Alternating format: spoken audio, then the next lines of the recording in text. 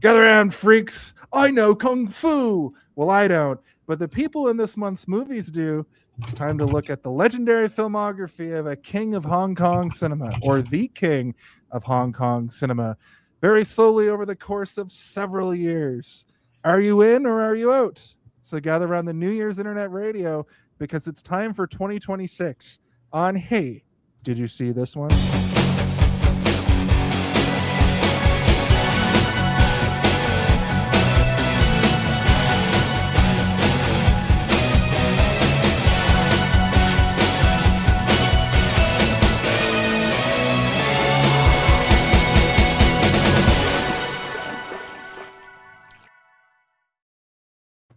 Hello and welcome to Hey Did You See This One, the weekly, weekly round table review reaction discussion where we just have to take a movie and ask, hey, did you see this one?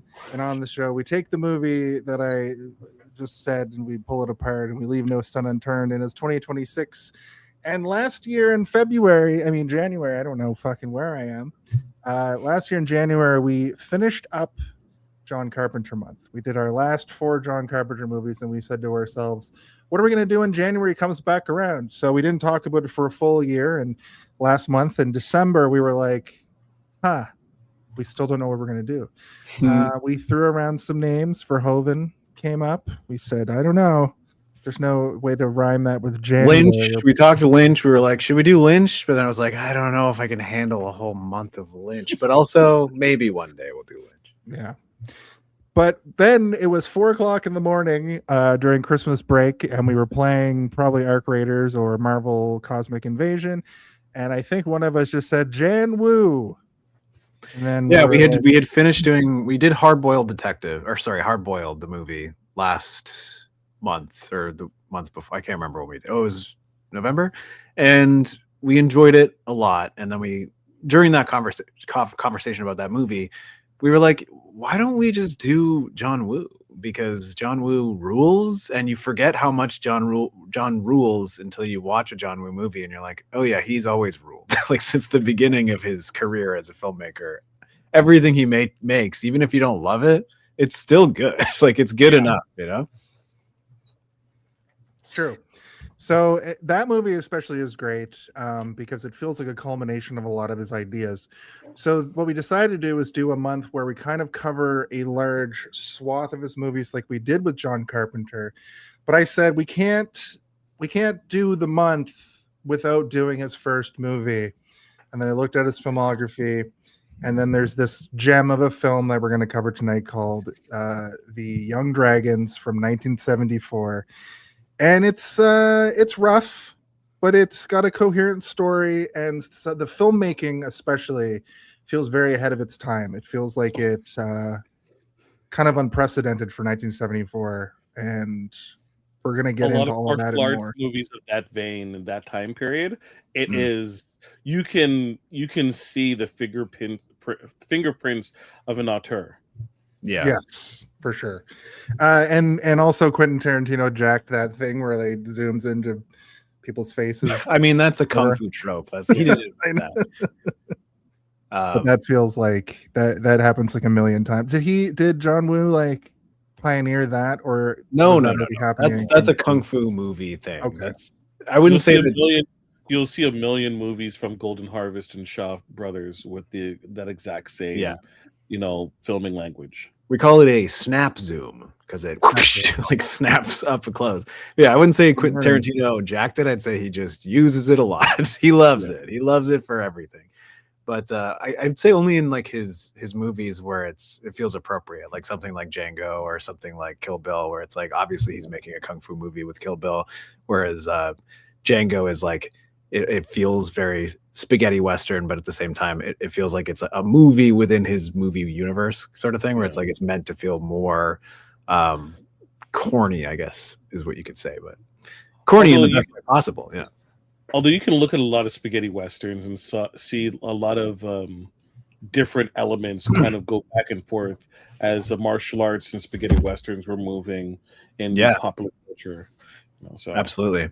Also, we should introduce our guest and your co-host. I was gonna do that. I was gonna do that right now. I, of course, am Jason R. Phillips, the young Jason R. Phillips, joined each and every week by my co-host Stephen Boba Blackfly Waters. Welcome. That's me. Welcome. And our guest this week, returning to the show for I think the third time, Jeez. Jameel Robinson himself, Yeah. from the United Federation of Podcasts, and I guess also this show because I haven't seen you on UFP very much lately. Well, you know what? You might see me coming up a little bit. I've done one or two Trek TNG episode reviews. I might be there a lot more for Starfleet Academy because And then once Survivor, I was hoping to see you on the Galaxy Quest radio theater because I know you were there for the X-Men, and I was like, "Where's Jameel?" You know what? Actually, I wasn't going to be on it. My wifey, my soon-to-be wife, a month from now, actually, she was interested in it. She's never seen Galaxy Quest, and the premise intrigued her. So we were trying to use this as a way to watch it. Yeah, and she was very excited, and then we got busy with all wedding preppers are. So well, December 30th. So even without the wedding, it was smack dab in the middle of the holiday season too. Yeah, it was lucky I was able to do it with everything going on. Well, welcome back, Jameel, and also congratulations on the fact that you're getting married in a month, and we'll give you a round of applause.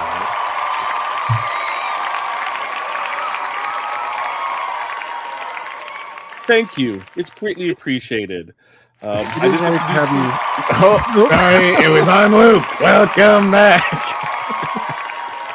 Wow. It is, of course, great to have you back. You're somebody that I like talking film with, and you haven't been on nearly enough. I think between the first time you're on and the second time was nearly a year. So let's make a better habit out of having you back more frequently. At the same time, if the man could come on time, 8 o'clock is 8 o'clock, folks. Come on. Listen, there has to be punishment. You're not the latest, so it's fine. Yeah. Right. So we should probably talk about a brief synopsis. A brief synopsis? Oh, what? That's the wrong one. I almost put the Freddy. Zardoz speaks to you. He demands you synopsize this film. Tell him how, why, who, what occurs in this film. Wow. Let me take a crack at it. This is going to be it's a pretty simple to follow plot. There's this guy Jin and his buddy Kid who are local ruffians, and they sort of get in the middle of a gun smuggle between two crime bosses, and it kind of goes awry when an investigator comes to town who also gets involved with Jin. They become buddies, and while they're trying to figure out how to get the money away from the bad guys, the main crime boss, Mr. Long, basically puts a hit out on everybody who's wronged him. And through a series of fights, we get to kind of an end point where Jin basically has to take revenge for his buddy, the inspector. As we don't know yet until later in the movie. We'll get into all of that. And Kid basically buying the farm. There's a final showdown at a great house, lots of great kung fu action, and then a very heartfelt final moment after a long and arduous fight.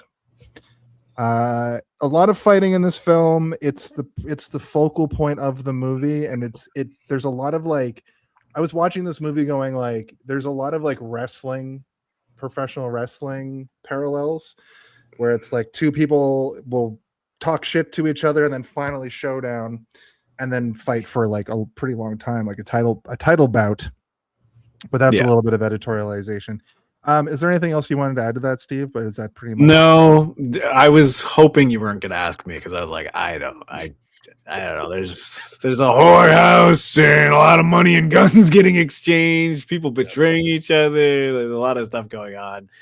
But the long and short of it is there's a kind of a shithead in town who beats people up, and then the bad guy owns everything. He's like the mayor of the town, kind of. If it was a Western, he'd be the mayor of the town. And then the detective shows up to put a stop to it. And then they, much like Hard Boiled, the ruffian teams up with the police detective. Yeah, it felt like Hard Boiled in a lot of ways. Like I can see where John Woo, John Woo's got things he does. I mean, I've only seen 2 of his movies, but they're both very similar in the way that they're set up. So I'm here to find out if Mission Impossible 2 has the same trajectory as Hard Boiled. I mean, actually, is it? I shouldn't. I don't want to ruin anything, but from my memory, which I've only seen that movie once in theaters when I was a child, and I remember something that does feel very John Woo-ish, considering the fact that I watched Hard Boiled recently. I've seen this movie now. I'm very familiar with Face Off, and then there's a few of his other movies that I've seen as well. But yeah, he has a comfort zone, and he doesn't necessarily stay within it, but he punches hard in that zone and then also jumps in and out of it here and there. Oh yeah, those are great. Sound effects were crazy. Yeah, it's so good. I understand why a whole generation of children went when they were play fighting in the 80s. Still do now. The best is that sometimes it would be the same sound effect 6 times in a row. It'd be amazing. Sometimes it's slower, sometimes it's faster, sometimes it's louder. Sometimes it's quieter. Yeah. Sometimes it's the exact same level and speed for 4 times in a row, and it doesn't really matter. Should we talk a little bit about our brief history with this movie? But maybe just since it's the first week of John Woo, we can talk about our history with John Woo, since we've already kind of started. A brief history. Jamil, my friend, my pal. So just very quickly, I'll say that I asked you and I asked Dave Mader of the United Federation of Podcasts which movie you wanted to do. And I asked you first because I wanted to have you back first. You've got a big month coming up, but I want you back on the show. You said, I'll let Dave do Face Off and I'll take the Young Dragons. So why don't you tell us why?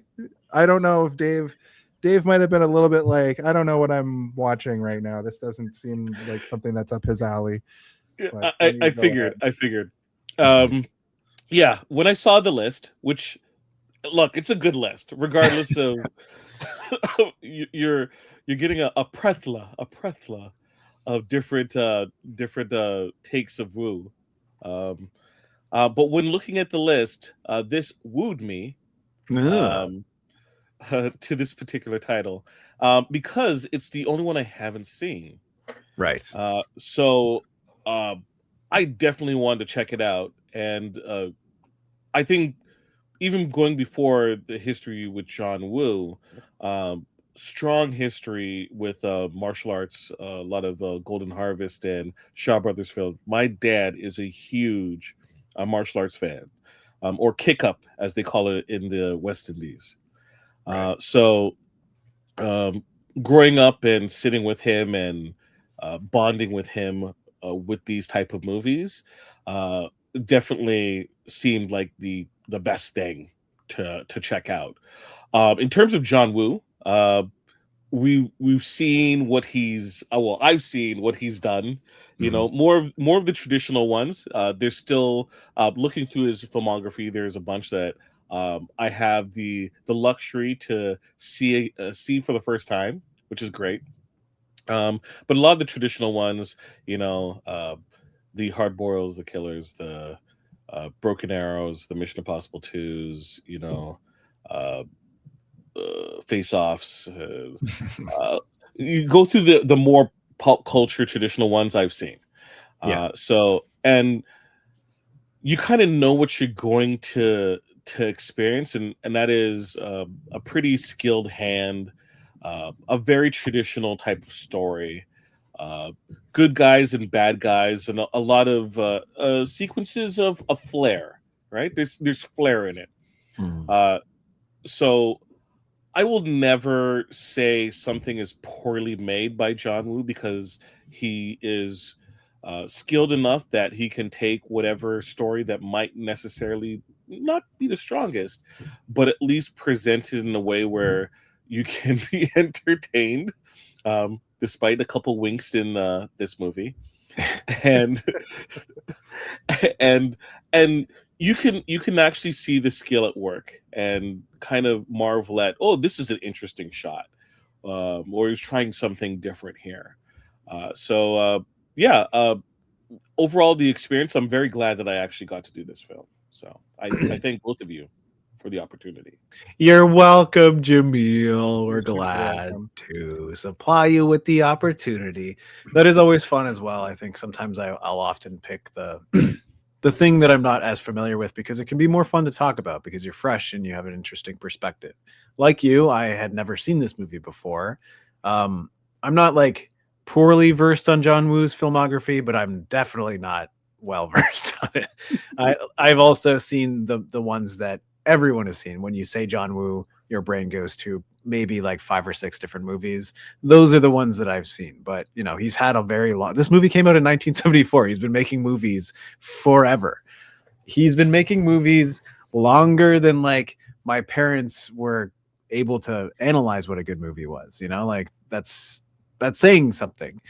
I would say that like my history with John Woo overall is like I definitely remember seeing Mission Impossible 2 in theaters and thinking, holy shit, this feels completely different from the first movie, and I can't quite put my finger on why. And it's like, oh, it's because it's from a Chinese filmmaker who's taking a lot of his sensibilities in his actual filmography, because I think that there was, for a time, an idea behind the Mission Impossible franchise, which was we're going to have all of these auteuristic directors make the Mission Impossible movie. So everyone would feel completely different than the one that preceded it, which is a really cool idea. And I think like J.J. Abrams made the third one, and then the fourth one, like they had this whole plan where they're going to like, and then Wes Anderson will direct one.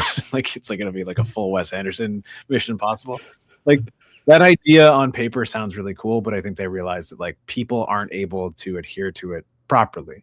But Mission Impossible 2 has some crazy John Woo stuff in it. And like you were saying, like you can just sit back and be like, oh, that's an interesting camera technique or movement that I wasn't expecting. I think that's one of his best attributes as a filmmaker, because, you know, his movies do have a lot of physicality in them when it comes to the actors and stunts and fighting, but that's almost secondary to what the camera is doing around those fights, right? Like the fights are impressive, obviously, but he's doing things with the camera that is maybe even more so impressive. I think back to when we did Hard Boiled in November, and like there's this one shot that is like burned into my mind now where it's like this extravagant stunt, but the camera isn't locked down, nor is it doing anything crazy and zipping around everywhere. It's taking its time and sort of like meandering down this long warehouse where everything is like staged perfectly. And it's like the camera movement is so deliberate and like it's so good. It's the camera itself is its own character. I love his camera work.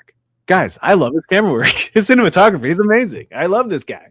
But my first time like really sort of nailing down like, oh, John Woo is a person who is like impressive to me was the Stranglehold video game, where he like Really, put a ton of resources into making a game, making it a sequel to Hard Boiled, and having Detective Tequila come back on a different adventure that is, you know, takes place outside of the Hard Boiled storyline, and like understanding that like he has a love of action in a way that like I don't think a lot of people do. It's unfortunate he didn't spend more time making more video games, but like, you know, you've seen a lot of different movie directors do it. Spielberg has made video games. Clive Barker has made video games. John Carpenter has made video games. All of these people are like auteur directors, but John Woo is part of them. You know, it's a small club. The movie director who decided to make a weird video game. That was the first time that I was like, John Woo is interesting to me. And then I started to branch out more and watch more of his stuff that I wasn't kind of coming across organically, because a lot of my friends were sort of like film dweebs who only liked specific things and not, you know, reaching across to other stuff that they weren't comfortable with. But yeah, that video game like opened up a door a door that I didn't know I wanted to open, and I'm glad I did.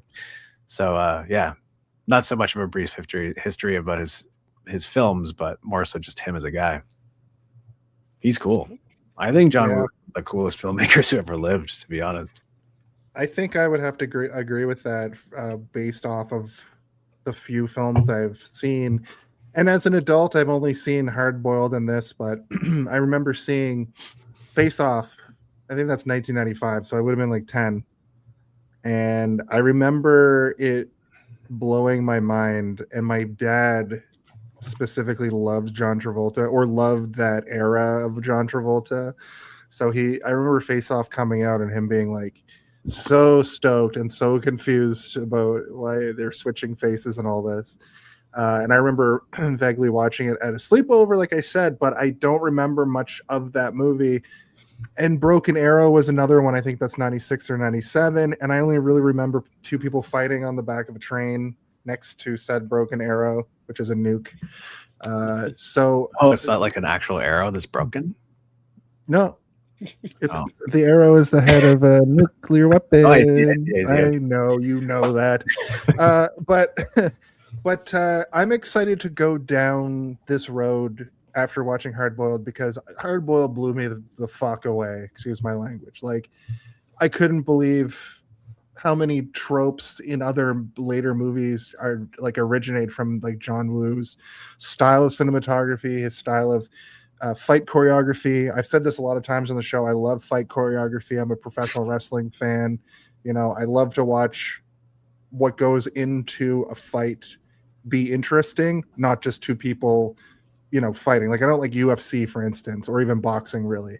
I like it when there's flair, like spectacle. It must be spectacular.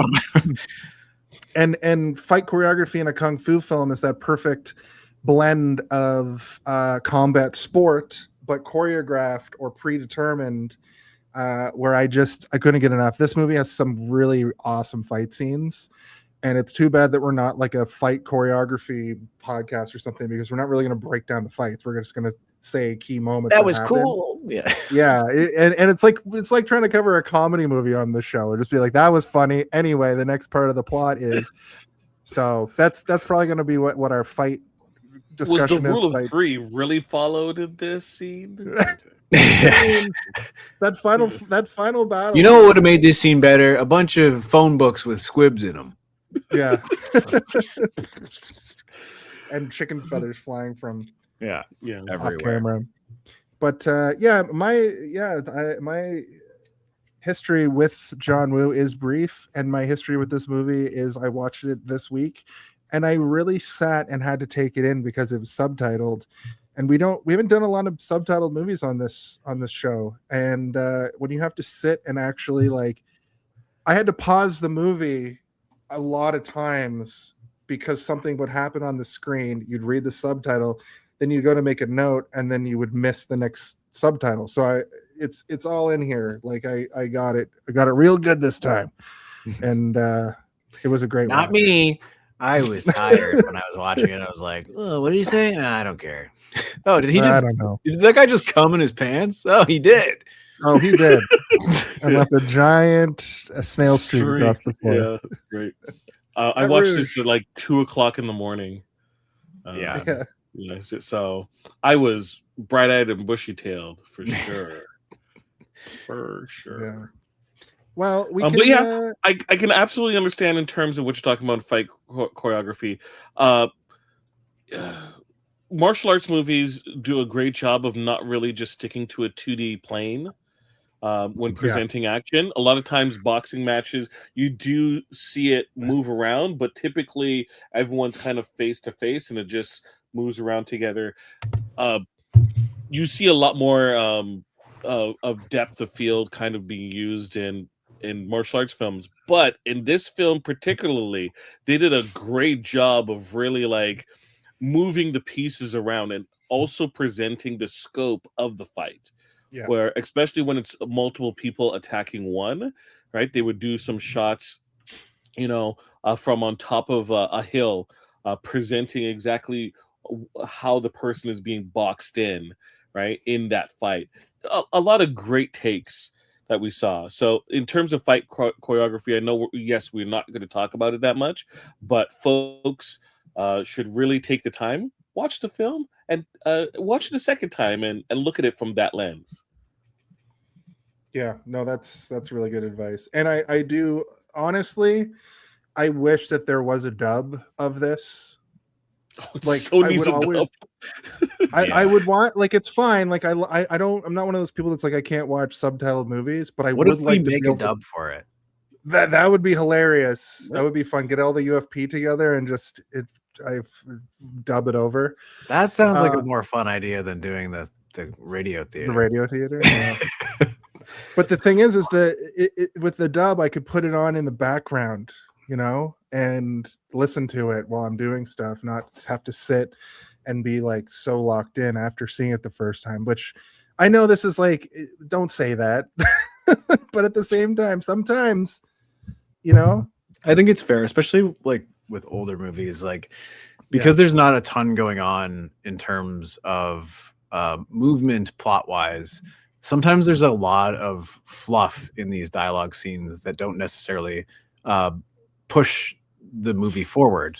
It's like attempting to do character development, but we already get who the characters are and we don't necessarily need it.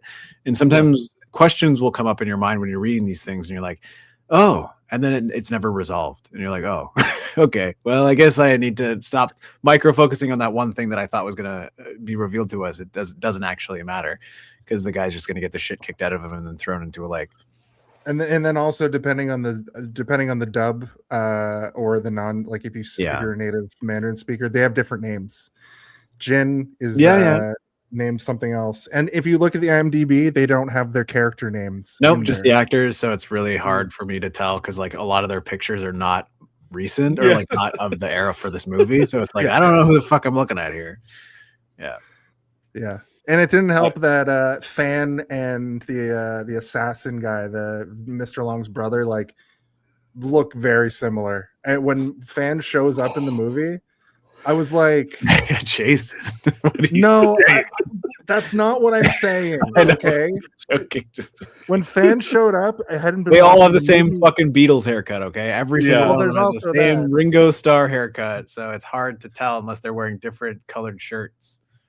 Yeah, I was like, why did the assassin guy change his colors to gray? But I was very much like, it's confusing. I liked when the T-shirt gang showed up. Grainy. Oh my god! Me and Danny kept being like, "We're the T-shirt gang, and we're here to beat you up." Oh fuck, we're really bad at this. I promise you, it's not a race thing. Tighten your belts, everybody. No, we know, Jason. We're just joking. Yeah, Jason, we know. It's funny. It's a funny. Yeah. When is a close up, I can tell who it is, but from far away, if they're wearing the same clothes, I can't tell because they literally have the same haircut. They do it on purpose. Yeah. Like, let's be honest, they do it on purpose. There's a lot of stand-ins. Yeah, for sure. So that's true. That's right. And but I mean, it's also literally why too, right? So it's literally why when they have people fighting one-on-one, they will never be wearing the same color clothes. Like they'll have somebody wearing a gray outfit and the other person will be wearing a white outfit, and then this person will show up with a yellow outfit. That's why like Bruce Lee always had like a bright yellow, and like his whole thing was like, I'm wearing the bright yellow for that movie series, and like it's to make him stand out against everybody he's fighting against. It's all there deliberately. But dang, they all do have that fucking Beatles haircut, every single one of them. the style of the time. I kept thinking like, imagine for the time when I was going to school, there was a whole bunch of Asian kids that had a similar haircut. Look, like I'm not saying all, but like we're like, hey, come on, we gotta change it up a little bit. I had that haircut when I was a kid too. It's just if you have straight hair, like it just grows that way. Like if you get a I tried to have a mushroom cut, and my hair's too like wavy, so it looked wrong, and I wanted the same haircut as all my friends. Yeah, that was the style of the time. That was like the broccoli hairstyle of the 90s. Was everybody had a mushroom cut? Do you want to do a little bit of production talk? I've got a couple things to say, but I mostly want to show you the new production talk picture I made because it's amazing. Show us, Jason. All right. Quiet on set. Are we rolling? Okay, let's shoot this piece of shit. Sound. Speed. Action! Jesus Christ. What? You want to be a star, don't you? I sat back. I made the plug when I made sucks. Like, you're gonna be like, what the fuck? And I sat back and I'm like, how do I? And then I was like, oh no. Why have I Weird. tapped into the recesses of my perverted mind? Also, the font is giving Canva. I gotta shout out to Canva because it makes idiots who are bad at it good at it. Apparently, Yeah. You should have used the Pornhub font. well, maybe a new one comes up every couple weeks. But basically, so obviously, John Woo directed. Apparently, a lot of these people of the era were like pretty big stars, like Ni Tian, Henry Yu Yun, who plays brother Kin or Kid, and Hu Chin, who's Rouge. Yip Feng, that's Jin, I'm pretty sure. Ni Tian. So already my notes are like Ni different. Chung Yip Fin, that's Jin. Is that what you just said? That's a tongue Basically. twister. Yeah. Fucking Interestingly, Jackie Chan himself was a stunt coordinator and martial arts choreographer. on just this. to make us all remember how old Jackie Chan is and the Yeah. fact that he was still doing wild ass stunts in the early 2000s up to like the late 2010s. He was still doing crazy He shit. made like the tuxedo in the early 2000s, and then is there anything Shanghai Noon, Shanghai Nights. Don't forget Oh, about yeah. those He did the gems. Tuxedo, and then he did the The Immigrant? It was some dramatic thriller that he did that was in the and Oh, it was not good. It was not good. And then he did a bunch of titles in China. He went back. Yeah, remember that one did with Arnold? cameos. That was a Chinese movie, right? Where it was like, I think so. And he did one with Jet Li. Finally did a movie with Jet Li that was advertised as such, but I think he only shows up for like 10 minutes.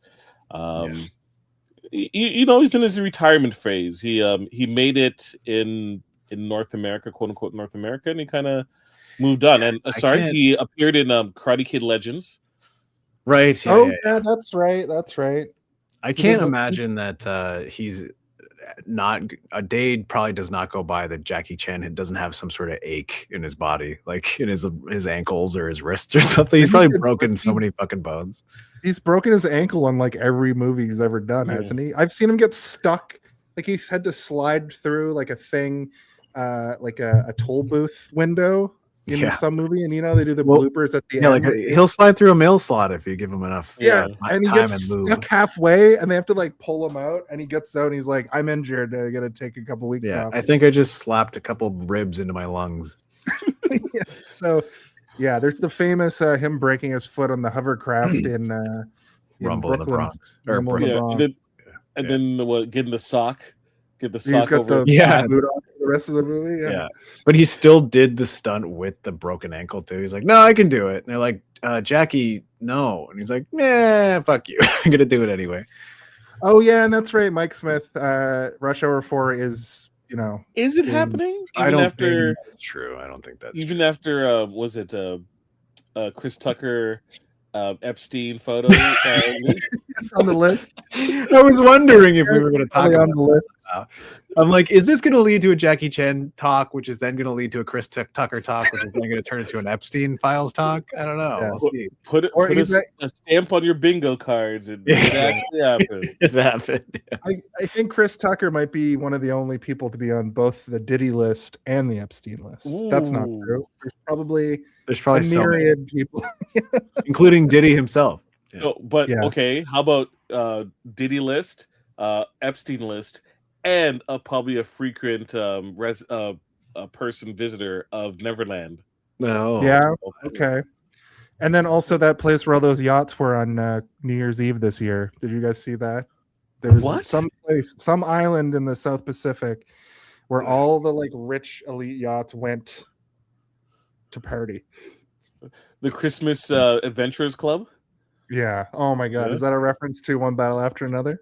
Yes, it is. Man, what a great film. I don't like this.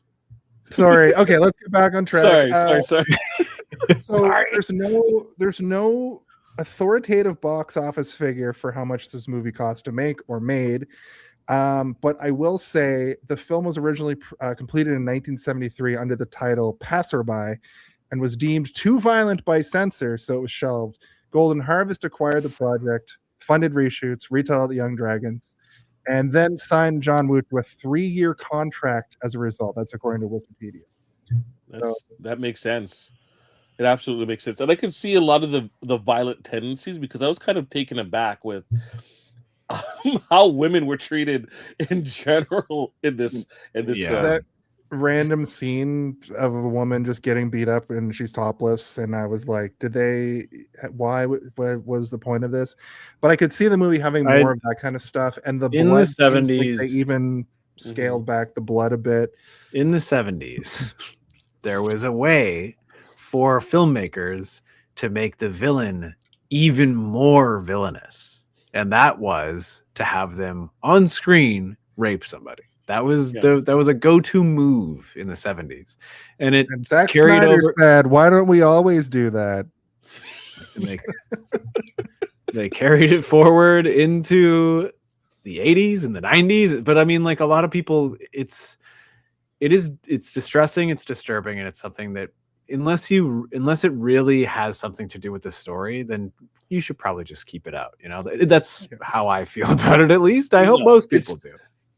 It's obvious. It's tacky. It's tacky. It's like it's been overdone.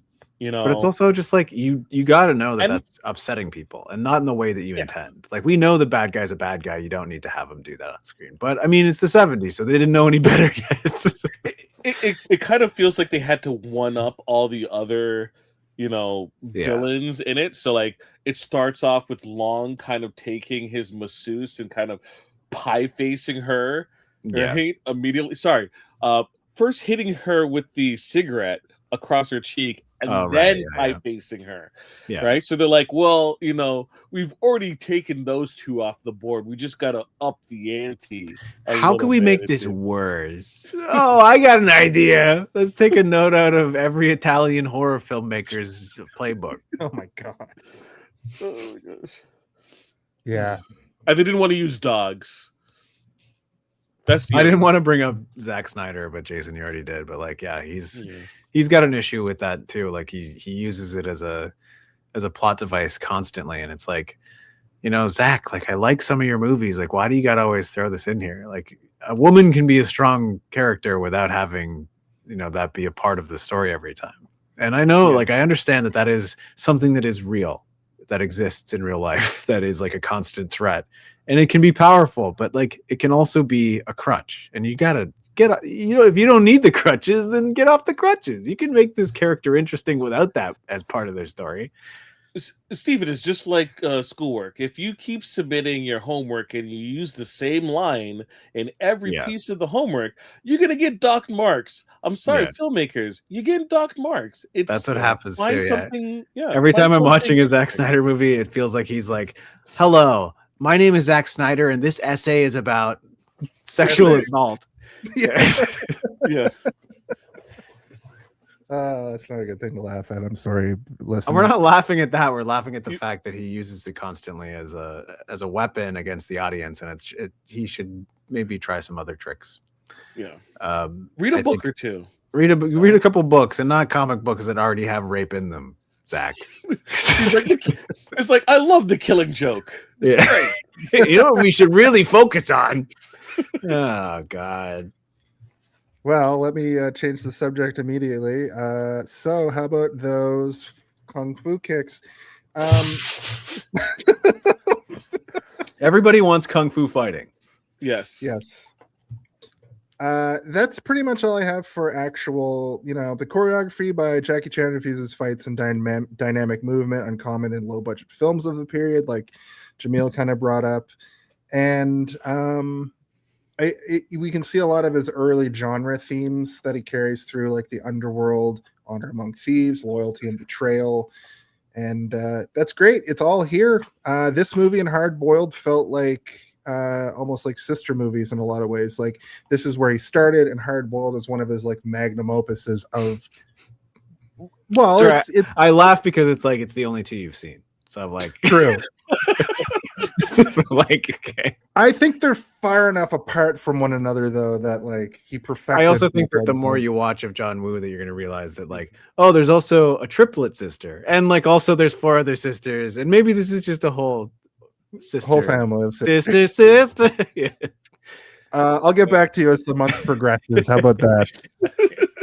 We have the Jason update. It's like, Jason, where are you stand right now? New sister. The killer's just his last sister, but it's Sister. that sister. Don't say that. Okay. Let's go on to, I guess, the body of the episode. Which body do we use?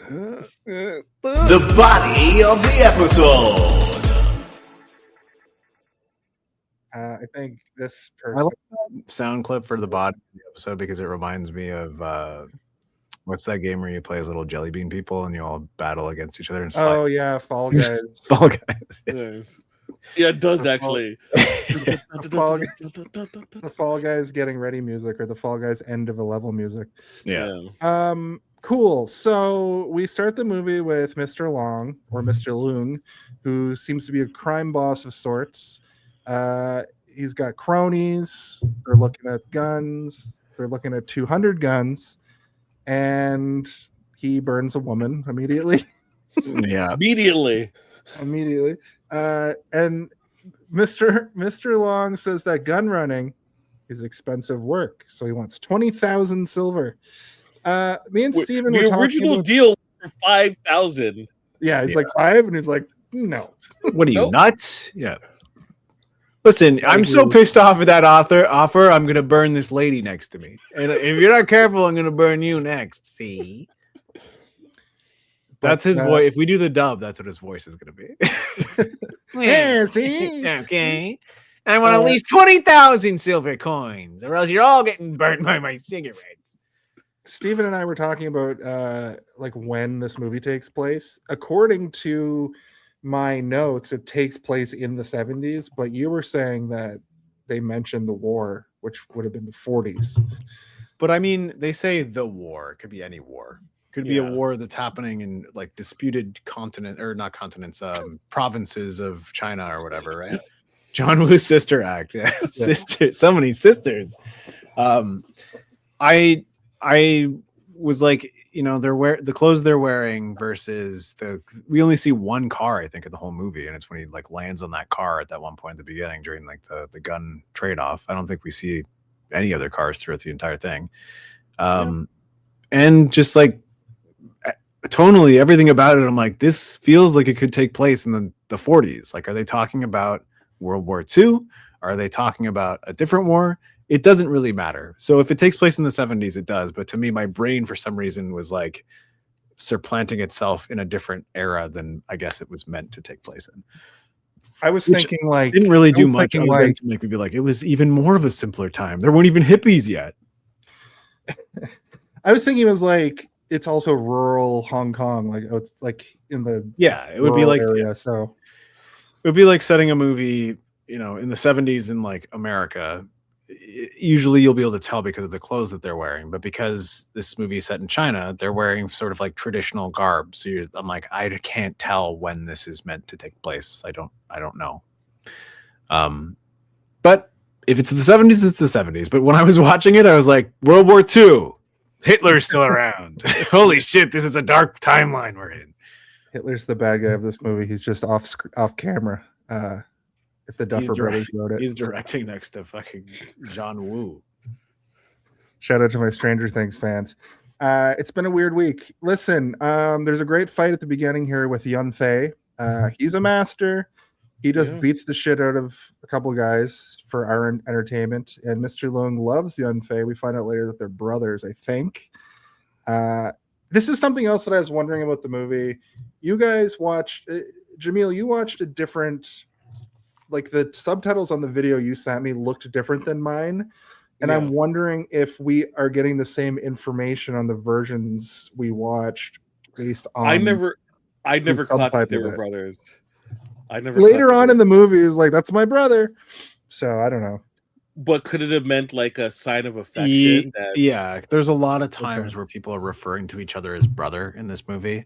yeah. And I was at first it was like, oh, they're brothers. And then I started to be like, I think this is just like an affectation. Like they're just saying it as a term of, you know, endearment, or to be like, you know, to us, we are brothers or whatever. I think that's what it was meant to be. Because like there's never a moment where I saw any sort of like familiar relation where I was like, okay, Yeah. I think that they're just calling each other brothers, like brothers in arms, or you know. Yeah, I think they're lockstep in terms of their goals, and you know, one looks after one side of it, the other one looks after the other. There's never the impression of betrayal, right?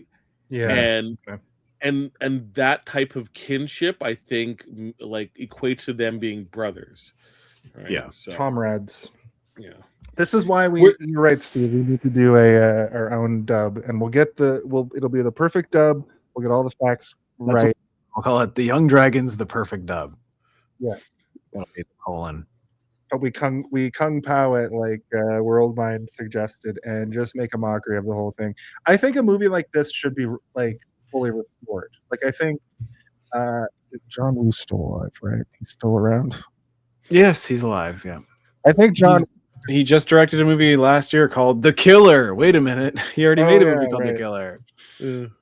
I think that this restoration project for this movie should be something that happens, and get one of those DVD companies that puts out old movies to restore it and make like call it the definitive version. You know, I think that would be Get Criterion on it. Let's or Criterion. let's- Yeah, let's go in the closet and grab it. You know. Yeah. One of I wonder if it's in that closet. Somebody said that to me in high school once, and I was like, what? You can do that. You want to That's do like what to me in the closet? Seeing all those big stars like having their own turn in the closet, you know, I just love it. Yeah. You know, Young Fai, You want to be a star, don't you? Yes. I knew that would get some play. Young Fei, he has his little squad of guys, and he also has his own bird cage. So already the bird cage stuff is starting that we see later in Hard Boiled. And he also pushes a woman away by the face. So yeah, it's just But I mean, ties it yeah. line. I like that they set up the villain immediately. I think that most movies should do this. I like when like we get a cold open with a bad guy. You know, like it's good. It makes me understand what I'm dealing with, and you understand the villain already, or at least you want to know more about him, and then you move into who your hero is meant to be. And in this movie, the hero is kind of a dipshit. And you're like, wait a minute, this guy is fucking a loser. He's just good at He's a kicking the shit out of literal people. ruffian. Yeah.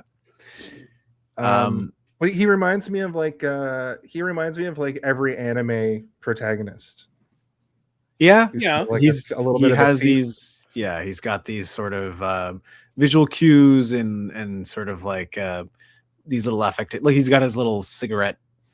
What are those things even called? I don't even know what it's called. yeah, kind of. I He call it has a Cruella DeVille cigarette holder. What do you call it? He has his one special move that his subordinates all, you know, are in awe of, which is like lighting the match match. with one hand. Yeah, Which is cool. it is. And- Yeah, and- it is the cooler cool later when part. you realize that he's lighting it off the matchbox, because like sulfur matches exist, right? Where you can light them off of any surface because they spark, but he's not using. He's like secretly doing it off a mat, which is like debatably more skillful than to like light it off your stubble on your face or something. You know? I wanted to try to get that, but there were a couple of reasons not to do that. Like, can't find matches, but also don't sit here on a podcast in my surrounded by flammable shit trying to light a fucking match with one hand. Yeah, It'd be bad. But I'm glad you didn't do that, Jason. It's- Oh God, don't do it, Jamil. I'm not gonna do it. Look at the yeah, Funkos. all your man. Funkos go As up. Funkos went down that night. Now that Funko's going under, you have the last like remaining like collection. The stronghold of Funkos. Yeah. Yeah. Is this the Goldfinger plan where like I eradicate well not eradicate irradiate all the gold, making my gold more valuable? Yes. Yeah. You're irradiating all your Funko Pops right now. There should be a James Bond movie where there's a comic book collector who burns comic books to make his comic book collection more valuable. I think that would play for a modern audience. Anyway, Labubu's. Yeah. what's that James Bond villain's name? Comic book guy. It would be a French name because Labubu Yeah. sounds French, right? So it'd be like, it's like, Yeah, well, Mr. Bond, Labubu. no, my plan is to melt all of the Labubus down in the entire world into one giant Labubu and then send it to the moon, and we call it the Lamoon Moon. Boo Moon. He's part minion. Labubu. His minions are just dressed like minions They're Okay, dressed this like is kinda Labubus. They have the weird rabbit costumes. And with like the scary Yeah. face, but somehow still cute. Mr. Long also tells him to go get Lei Hu, the weird mustache guy, to tell him to get the guns ready. There's also a large group of investigators in town, and then we get the credits for the movie. And I think a And the montage been. Oh yeah, and the theme music, which was good. Like the score of this movie is pretty tight. yeah, it was. It had like some holdover '60s energy, where that that like sort of like slappy guitar that has like the echo pedal on her, like like I super like that. Like it reminded me of like the original Star Trek, like when they would go down to like a weird planet or something. You're like, Yeah. oh, something's up down here. There's gonna be a flower that spurts orange mist in your face or some shit. There's a montage of investigators coming to town, I think, but also something that stuck out to me is this movie was not directed by John Woo, but instead by Wu Yusheng, which is, of course, his government name. Yeah. Yeah, he almost called himself John Woohoo. And they were like, I don't know, man. So we do meet the young dragons, Jin and Kid. They're lying in wait, and they basically get in the way of this gun smuggle deal. It's like a trade-off. Yeah, it's Yeah, like we're gonna trade. pay you for the guns, and yeah, they show up and just absolutely shit kick everybody. Yeah, but this part was lost in translation to me, I think, because they're like he takes one gun, and what he ends up doing with the gun is taking it back and be like, I have one of your guns, I'll give you the rest of them if you give me money. But he's like, what are we gonna do with the rest of the guns? And I was like, I don't know, throw them in the ocean. Now He doesn't like guns. He likes solving his problems with his feet and his fists.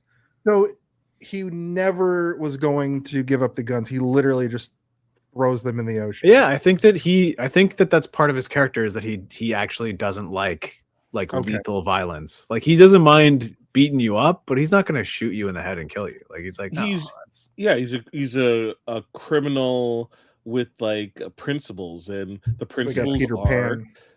well, it's like it's what you used to see with like a lot of gangs, like in that time period. They all had like a certain standard that they would follow, and upon seeing this new trend, more usage of guns, they insert themselves in a situation with like this sense of honor that they have. Yeah. So we're being presented a character that we don't often see nowadays.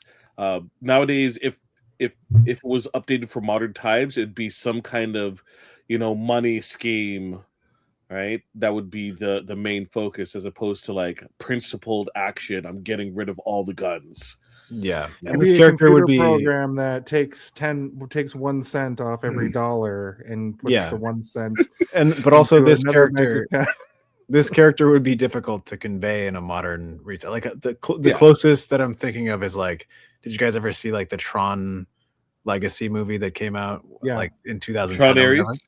No, not Tron the Legacy. new No, not the new Legacy. one. Tron Legacy, yeah. Yeah. Where Was he that recent he version? like goes in and like basically deletes all the servers or whatever. That's sort of like the equivalent, where he's like, no, I'm gonna take this out, but like he's also utilizing violence to like, I'm willing to beat the shit out of people, but I'm also I'm like a Robin Hood kind of thing. Like I'm gonna Yeah. give it to everybody for free. I said Peter Pan, but I meant Robin Hood. I think a modern version. I of did this not would know be- what you meant by Peter Pan. I'm like, Yeah, I have know, no I idea know, what I you know. I mean by realize now that when you Yes, said Robin and Hood, I was you like, yes, and Steven, Yeah. way to go. that. I didn't want to shit on you for that because I'm like, I don't know, maybe he means something and I don't I understand. appreciate that. I've been watching a lot of our old episodes over the last couple of days, and you actually yes and me a lot, and I do appreciate it. And I just want to give you a shout out because you, I'm always, I only hyper-focused take when a you call dump me on you out. if you really fuck up. Yeah, well, if I really fuck up, and a lot of times I'll say some shit, and now in retrospect, I'm like, don't let him say that, and you're like, yes, and okay. The modern version of it would be like an AI thing, and a Peter Pan would come along and be like, "Hey, man, I'm gonna delete your AI." Yeah. James Bond. The main difference between Peter Pan and Robin Hood is that Peter Pan is a selfish prick and Robin Hood is not. Jin in this movie is actually acts more like Peter Pan, but does Robin Hood likes Good things. things. Yeah. Because Jin's characterization is very like he seems like he's just come of age, and he's very confident, and he's a very good fighter. So that's Yeah. why I got the anime. Like kind of reminds me of like Naruto. After Naruto's been through a bunch of stuff, it gets a bit more confident. That's what I kind of was. But he also seems to be like he's probably on like a winning streak, right? That's the level of confidence this guy has. And not just in fights, but in like gambling and like almost anything that he does, he probably has that sort of natural ability. The best to be- prostitute is his girlfriend. Yeah. yeah, he has that natural ability to be good at things on the first try or the second try. You know, like he might fail a little bit, but on the second try he's better at it. That's kind of like the energy I get from this guy, where it's like he doesn't have a lot of experience with failure, which is why later in the movie he considers what happens to be the worst thing that's ever happened to him in his life, because he probably doesn't experience failure a lot, and that's why he decides to give up smoking or whatever. Yeah. Which was Whenever he very breaks good. his little Yeah. his Cruella DeVille smoking holder in half, he's like, I gotta stop smoking these cigarettes. I'm wondering if that was Serious. supposed to be he's smoking weed or like I think opium it's or just supposed to something. be tobacco. I think it's just Yeah. Yeah. Yeah. At this point, yeah, it's just tobacco. It's not. There's nothing like, it doesn't seem like it's affecting him in any way, and when True. he gives it up, there's no negative effect to it. So it's not like it doesn't seem like it's an addiction thing so much as it's just supposed to be this sort of like character tropey thing where it's like it looks cool that he's doing it. They even caught something that I was like, wow, this is amazing. It's when he's like sitting on the rock and he's blowing the smoke out, and it's coming in one perfect little stream out of his mouth in the way that you would see in like a watercolor painting or something, you know, like it pulls out perfectly behind his head. And I'm like, that's what you would see in an illustration. And this movie is far too old for them to have done anything digitally. That's just happening naturally. Yeah. And I was super impressed because I was like, how did they achieve this? And it's like wind and him actually smoking. Being He's a- present he's for a- that great shot. Yeah. Good smoking actor. So we get a little bit with Lei Hu. He's mad about the interception, but now we're introduced to the brothel. Is the best way I can probably put it. I wrote over now to some babes and perverts. Slap to the balls. Is this going to be a love interest or just hookers? Well, turns out Both. we'll get to both. So Rouge is with this John essentially, and a series of things happen that are kind of funny. She like distracts him and lifts money off of him and stuffs it down her top, and then she just kind of like smooth talks him into just going in his pants, and he's like, my legs are wet, and then she's like, okay, well, you gotta go, buddy. And he's doing that like kind of anime thing where he's all like messed up because he's just come, and he pulls him across the floor, and like he prematurely, and then pulls him across the floor, and there's a wet streak. And I thought, what a funny, almost R-rated, X-rated thing to be in a movie from the 70s. Like, I can see why the censors were like, you can't do that. Yeah, I mean, in the dub, he says that he wet his pants, which is like, yeah. I assume that means he peed his pants, but at the same time, he definitely came in his pants. Like, there's no doubt in anybody's mind. But the streak that's left on the floor That's a lot of cum. That's like a lot of cum. That's why she's the best. She's Yeah, the best she's in the the best. business.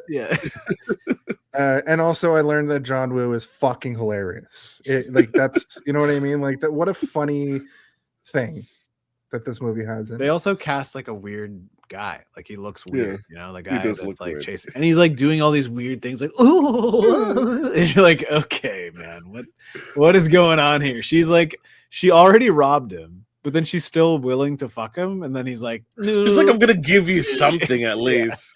yeah, I just stole all your money. You can at least like lick my boob or something. And he's like, Doesn't even make it to that. Yeah. Doesn't even make it. She merely alludes to the fact she has breasts, and he just explodes.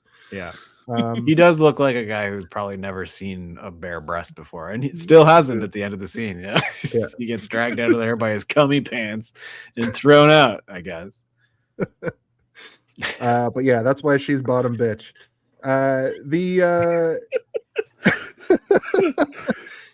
Jin shows up. Yeah, I thought that'd be funny to say. Jin shows up and he shows her the gun, and he tells her that he got a small sum with the fun from Lehu, with the gun from Lehu, and she is his love interest, or like. It's not a love interest in a way that's like what we think is going to happen later with a fiance, but it is very much like they're partners and friends. And she comments they're both good at swindling, so they're both thieves in arms. Which automatically, from a modern lens, you're like, well, I kind of see what's going to end up happening. Once you have like a love interest that's a quote unquote friend and like a fellow in arms, there's only a couple of things that a lot of storytellers do with that type of person. Yeah, Right? they And- die, they fall in love, or they betray them. Those are the three Yeah. options, basically. Yeah. So, yeah. So, But this was And interesting because like they really frame it like they're pals and lovers, but he doesn't care that she's a prostitute, and she kind of cares that, you know, he's a handsome guy and probably has a lot of girlfriends and stuff, but it doesn't really seem like they're too pressed about it either way. positive attitude towards sex work. Great job. Yeah. In the 70s. Yeah, they didn't make it seem like these people are, you know, terrible, you know, which is like a lot of movie, even like into the 90s and even beyond that. It's like, you know, a sex worker is often sort of depicted as like it's like the scum of the earth. They have Yeah. absolutely nothing. I think that like westerns, and this movie kind of feels like a western in a lot of ways. They romanticize it in a way where it's like, you're a criminal, I'm, you know, sort of like considered to be low rung in society. We're friends, and that happens a lot. But you know, you look at something like, I don't know, did you guys watch like the Penguin show or whatever, where like Yeah. his only Yeah. friend in the world is like a prostitute or whatever? He's like, I thought we I were watched- supposed to be friends or whatever over here. I watched He Got Game recently, and Mila Jovovich, Hooker with a Heart of Gold character, reminded me of this sort of thing too, where he you know, Denzel Washington goes to pay her to have sex, and he really just wants to talk, and she's like, you paid me, but then he falls in love with her. It's more complicated than obviously this movie, but Yeah. that's what I was thinking of while I was watching this. I was like, they're friends with each other, and they're okay with each other's shortcomings and the lives they decide to live, because obviously Jin's off doing this shit all the time, robbing Yeah. thieves and Robin you know, Hooding. doing Peter Pan style maneuvers and I believe. giving to the old and stealing from the old and giving to the He young has or his whatever. lost boys instead of merry Yeah. men. Yeah, Yeah. exactly. He breaks a guy's both his shins, and he's like, just think happy thoughts and you can walk home, asshole. You're doing it, Peter. Oh my god. You're doing it, Robin. Oh man. Oh, There man. you are, Peter. Oh, there you are, Peter. He's like, he's wiping blood off his face. Oh, there you are, Peter. Oh, I needed man. a picture of like it was him eating food, and he's like, "Why is everyone's plate empty?" Yeah. Like, kid is there with just Yeah. like this empty bowl, just like. Oh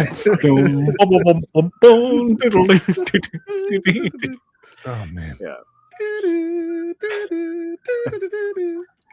We've done Robin Hood and Peter. We've done Robin Hood and Hook on this show, Yeah. and now we've somehow combined. And now I want to do Hook again. Let's just talk about Hook. No, Let's just Hook do is Hook and- awesome, though. Hook is the best. Yeah. Lehu goes to see Mr. Long. He's naturally very mad about the situation. And Lehu is like, well, I'll track him down. But Mr. Long's like, listen, man, you already lost the guns. Don't go rushing in there. Think before acting, which is great advice. Which is great to hear. Like, you know, the villain actually has like a head on his shoulders. It produces more conflict and raises the stakes, as opposed to this mindless, like, I want my guns, I want my money, you know, Yeah. type of thought process. Which we do see, he is kind of like that throughout the movie, but in this scene particularly, he's like, you came to me with this deal, you fucked it up, and now what do you want me to do about it? You got to figure it out. You're the one Yeah. that lost the shit to this random thief. This But wasn't he does also prove that he's like, he does not want to be fucked with later. Like, he's like, Yeah. I will fuck you up if you don't fix it, by the way. Yeah. Then there's the scene where like Jin goes into the betting parlor and he places a bet, and then he has this like they're playing some sort of like domino. It's not I don't know if it's mahjong, but it's some sort of domino style game. Like it might just be dominoes. It's basically version. like poker, but they're playing with dominoes. Yeah. Yeah. But he got There are hurt. many. That's the great thing about dominoes, is that they have so many different, like, I mean, it's like it is like cards, right? Like cards have 10, 15 different games you can play off Yeah. the top of your head, and then there's probably a million you don't know about. Dominoes are the same thing. It's like, it's cool, except easier to carry around a deck of cards in your pocket than a whole domino set. That's probably had a- pretty cumbersome, you know? I got a domino set for Christmas one year, and I knew how to play like The one where you dominoes. set them up and knock them over. No, Jason thing. the one where you like you go like this, and then you go like this, and then like Yeah, you this. connect the numbers together. Yeah. Yeah. Did you slam the pieces down though? No, well, that's what I was No. going to say. There's a version of dominoes that happens in gangster movies from the 90s. Oh, I this thought you were was going to not say that. black movies, but or No, I wasn't. Go ahead. I was not. that White would have been people can be acceptable gangsters because too. that's what I traditionally see. That's it. what I was like, talking about. yeah. I wasn't going to say that, but now that you said it, yes. Yeah. I it don't was a even fun know. game. I only this know a couple of dominoes, but yeah, I'm not familiar with the one they're playing in this. I assume it's like poker, right? Because they have like that. He shows up with what, like 2 2s or something, and then the other guy shows up with like, I don't know what you would call it, like 29s or something. Yeah. 21. 29s beat Yeah. your 2 2s. But Fan is there during all of this, and he basically, Kid sees him approach. Meanwhile, they're playing for silver in the game. He wins big. His opponent puts up 1/5 of the land Mr. Long has given him. I wrote down that seems like a bad idea. This is awful. Yeah, and Jin says, I don't want land, I want money. So meanwhile, Kid tries to rob Fan on a bridge, like outside, and he bumps into him and steals his wallet. Also, terrible move.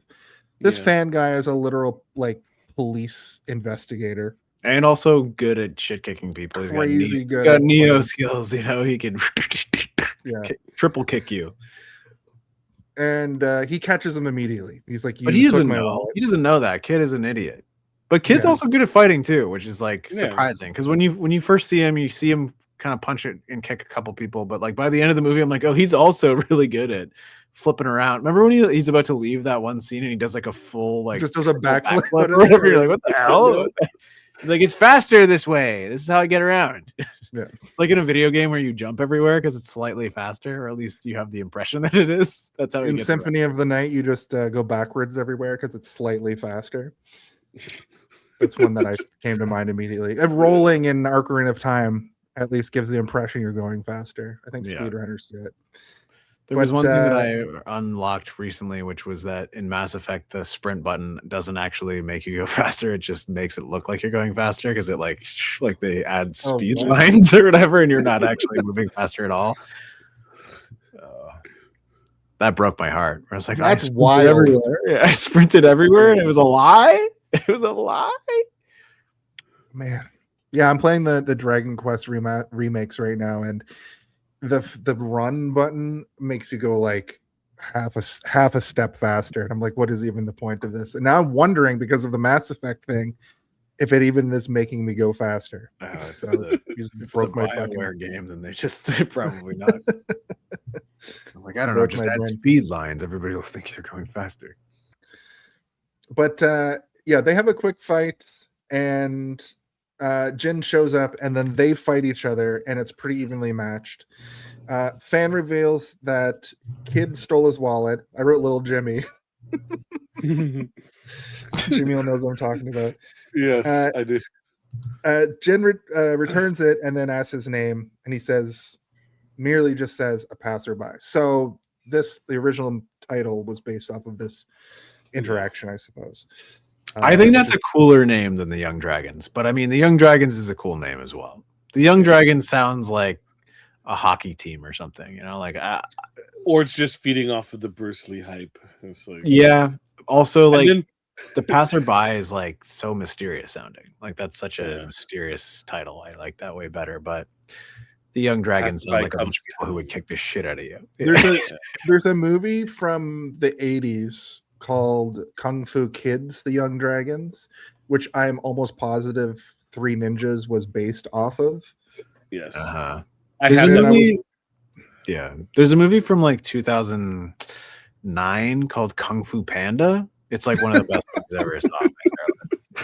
It has a sequel too. The second one's even better than the first one.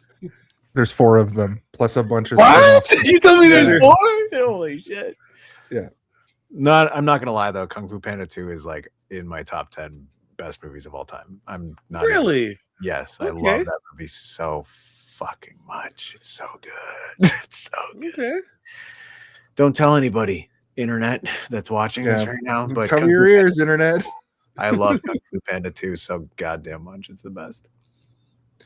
So Finn reveals that little Jimmy stole his wallet, like I said. Jin returns it, asks his name, passerby, and then more guys appear, and then they want Mr. Long's money. So there's a huge... Excuse me, those aren't just some guys. That's the T-shirt gang. I already told you about the T-shirt- T-shirt gang shows Right, up. the t-shirt gang shows up. T-shirt king. And they say, Over we're John's going to get fight. Montana money back, you assholes, and you're all going off the bridge today. And then they just absolutely fuck them up.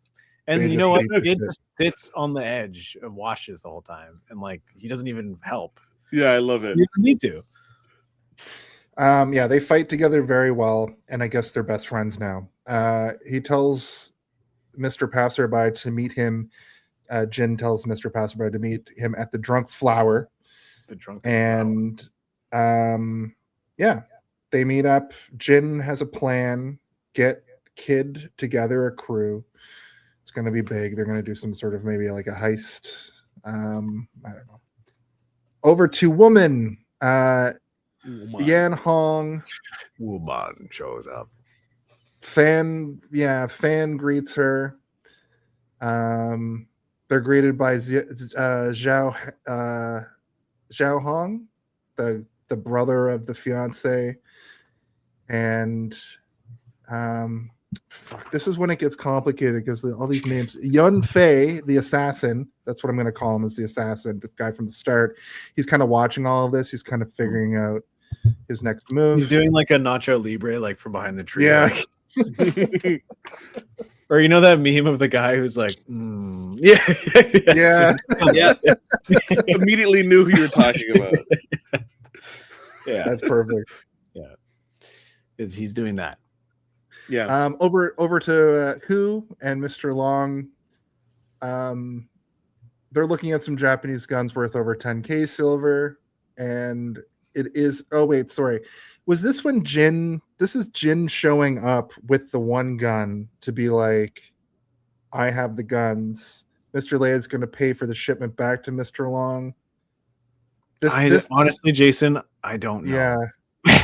I don't know. It kind of got muddled all in here. This is what the scene is. Jin goes with this one gun to be like, I have. It's very rare that I'm like, I don't know, man. I don't even know what was happening. Lehu, I know that doesn't she tell a story about her dad dying or something? Like he gets thrown out. That's later. Okay, that's later. This is where there's a moment where she comes around the corner. It's like ding, ding, ding, ding, ding, and she's got those spirally sideburns, and he's like, "Holy fuck, she's hot." That's later too. The last scene was just the establishing that Fan is with Han Yong and Jun Chao or Jun Yang is there. The next scene is Jin going into the belly of the beast with this one gun and being like, I got the guns if you got the money. And he asked for $10,000. But then one of the goons from the bridge fight shows up. Jin punches him in the face and he's like, we're going to get this deal made. So that's the next scene is Yan Hong, the woman, the fiance. So rare that Jason pays way more attention to a movie than anybody else on the podcast. But holy shit, I'm glad about it right now because I don't even. I almost asked. I don't remember any of this. I almost asked you if you wanted to. No, to do this. No, not for this movie. Just be very thankful. To reading the titles, that's where I'm a Viking. Yan Hong reminisces about Mr. Long killing her dad. We see a flashback with Mr. That's Long. what I was talking about. Yes, that's the next scene. They murder him. The dad. So wait, where is he going though? Because he's going to a house, and she comes out from behind a corner, and she's like, "That's the scene before the last scene. That's just establishing that she's supposed to be very hot or whatever." And he's like, "Oh, good to meet you." Very attractive. Yeah. But there's a scene later where Jin meets her at that same house, and they have that weird they lock eyes, and that's when I was like, "Oh, they're going to be romantically involved." And she is very attractive. What's it called? The Ironside theme from Kill Bill plays like basically. Dun, dun, dun, dun, dun. But let me get through this. Well, just let me get through this scene. Basically, the dad of Yan Hong refused to join him because Mr. Long or Mr. Leung was a gun smuggler, and he doesn't jive with that. Fan Ming has evidence to take down Mr. Long, but Yan Hong doesn't want to get him involved. Back over to Jin and Rouge. She asked him if. Okay, so all of that has happened. We get a lot of backstory there. I'm changing the subject. Who would have thought that Jason playing a bunch of convoluted video games, Japanese video games, his entire life would help us figure out a fucking Chinese movie? When this movie started, I immediately that opening sequence with Mr. Long and like all the stuff happening, I was like, it's gonna go in one eye and out the other. There's no way that I'm in one eye and out the other. I think that was so painful. Yeah, it just breaks a hole like he shoots a laser and it like cuts like a whole window in half. Like, oh god. All right. So okay. So over to Jin and Rouge. She asks him if he finds her beautiful. She does. She asks him if he finds her beautiful. He does. Sorry. They bang, I assume. Well, they kiss very hard. Then Yun Fei returns the info to Mr. Long. Yun Fei is the assassin. Tells him about Fan Ming, who's the passerby. Yun Fei has a revenge plot on him too because Fan Ming killed his brother. Yep. Says he's tough as nails and a good fighter. So Mr. Long says, don't go and fight him directly. Ambush him. So now we get to the deal. This is the deal that I put in the intro video. The one of the longer fights of the whole movie. Jin shows up. The henchmen show up. They make the exchange. The guns for the money, but the money is the money and the guns is rocks.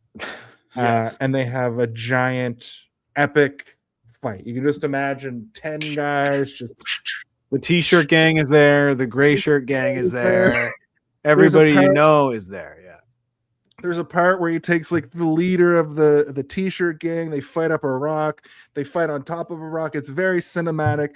Some of the best framing in the movie is the part where they're fighting. It's like a Mortal Kombat level or a Street Fighter level. They're up on top of these rocks. He finally finishes them off, punches them into the water. We saw that in the opening. Yes, It was so fucking good. that was Like, great. I loved this sequence. They get the silver.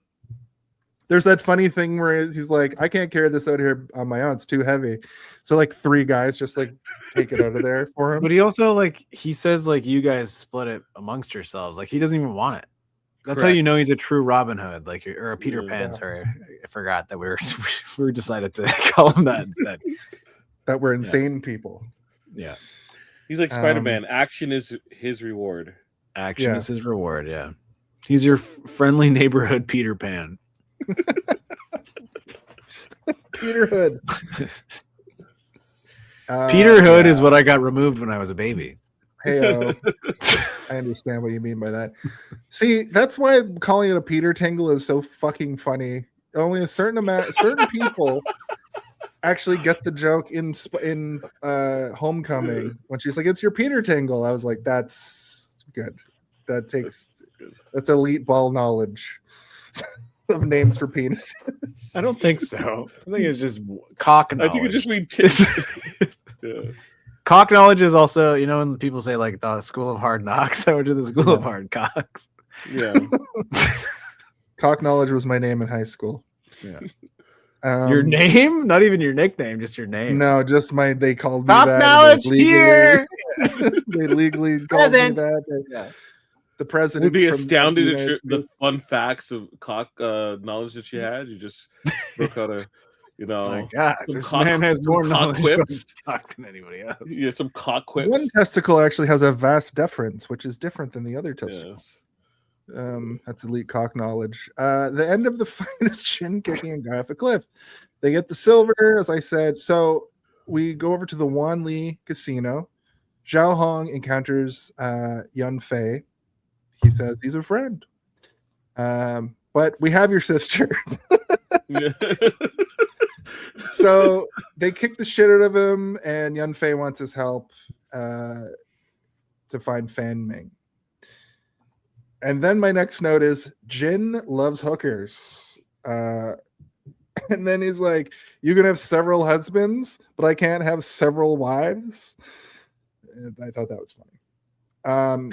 Also, I Finn, thought that was Finn hangs up. He wants to be his friend. Tells him about his feud with Mr. Long. They conspire to bring him down with the law, which is The a law. very, yeah. I mean, they which have is a an lawman interesting in term. town. The investigator. Inspector, whatever the fuck his name is. Yeah, I don't have his name written down yet here. I do also But love that, like, inspector is such a cool title. Like, it's we don't have that in North America, right? No one's called the inspector or whatever, right? Like, I don't think so. Well, Inspector Gadget, I think, but besides him, I don't. But I think- mean, like, There is the role, but it's very specific. yeah, to like Like- cockroach inspection, or like I'm a duct inspector, like I'm inspecting the ducts for dust. But like to be a crime inspector is like, that's so cool. Is that a real title in North America? I don't know if it is, because you never hear about it, at least.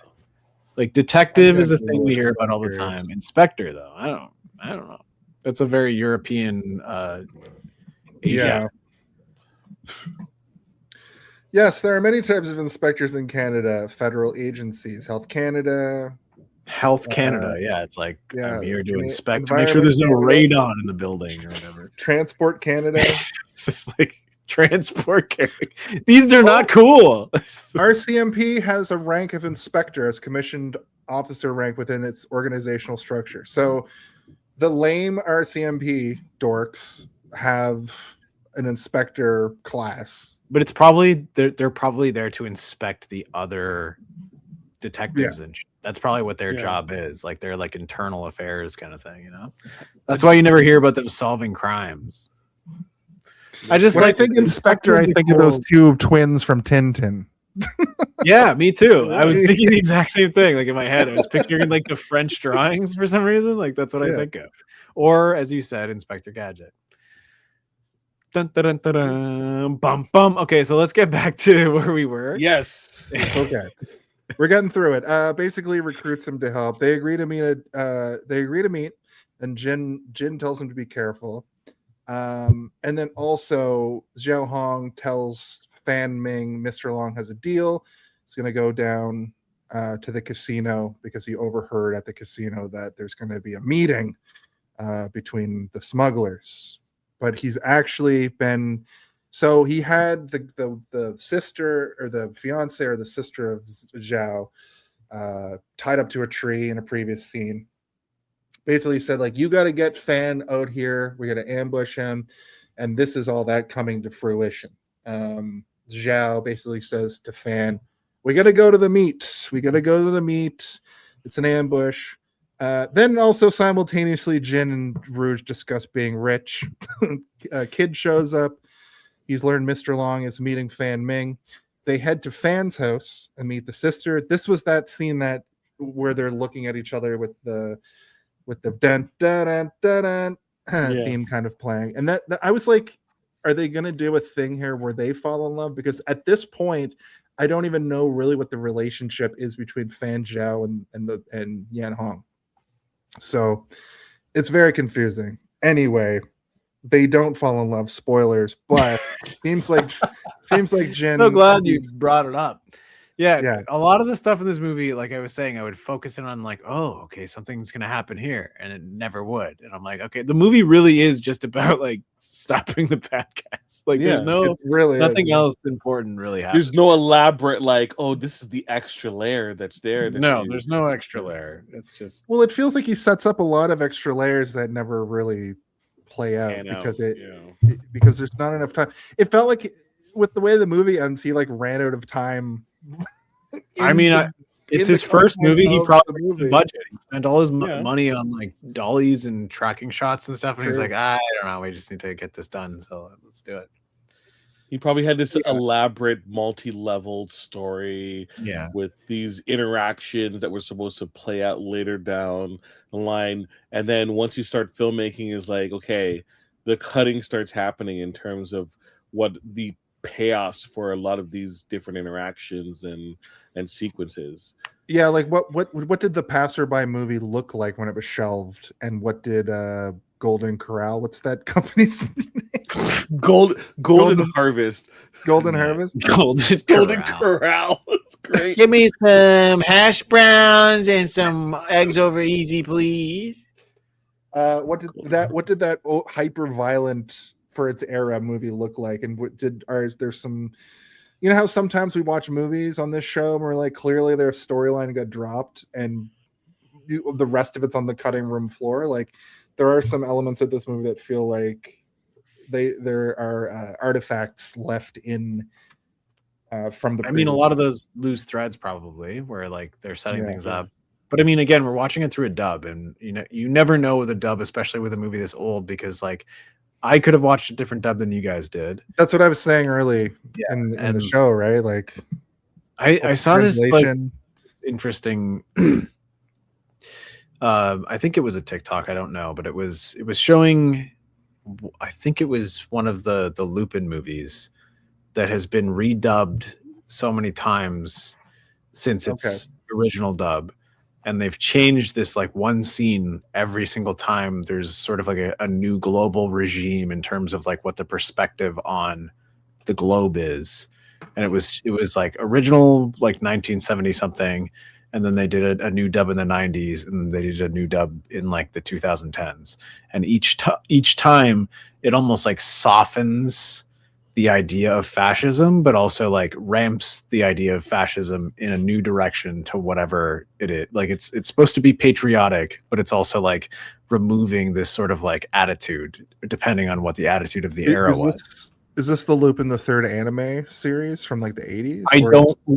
I honestly can't remember what it was. I just it was 3 versions of this dub through, like 3 decades of when it's been redubbed. And it was interesting to be like, oh, they literally are changing it just so that they're like, I don't want to piss off too many people that are watching this, or I want to piss off the specific people that are watching this in a different direction. And it's like wild that they can take something like that and just change it. And they're not changing anything except for the person saying the lines, right? Like, because that's all you do with cartoons, right? You can actually do that. This movie's 51 years old, so it stands to reason that there were some things lost even in the dubs we were watching. Because like I said, like the 2 versions that whole scene with the coins was actually them talking about like, we love Hitler. He was great. You're like, wait, what? Wait a minute. But the thing I noticed is especially is the version that Jamil sent me and the version I watched, the subtitles were 2 different colors, which means they were dubbed by different companies. Yeah. And they weren't subtitles that were like a track over top of the movie. They were baked in. So whatever production company released them, like though we could be watching 2 separate things there. It could be 2 separate VCD companies. Yeah. A movie like this, you would definitely find a VCD for. We should have got a 4th guest who spoke the language. Yeah. You'd be like, yeah, it's pretty much the same. Oh well. Really. It's a pretty basic movie. Like if we didn't have any subtitles, I probably could have figured out what was going on. The bad guys are bad. They're smacking women around, and then there's a gun trade that goes wrong. When I first watched the one that you gave me, I was like, should I just watch this with no subtitles and see if I can figure out what's happening?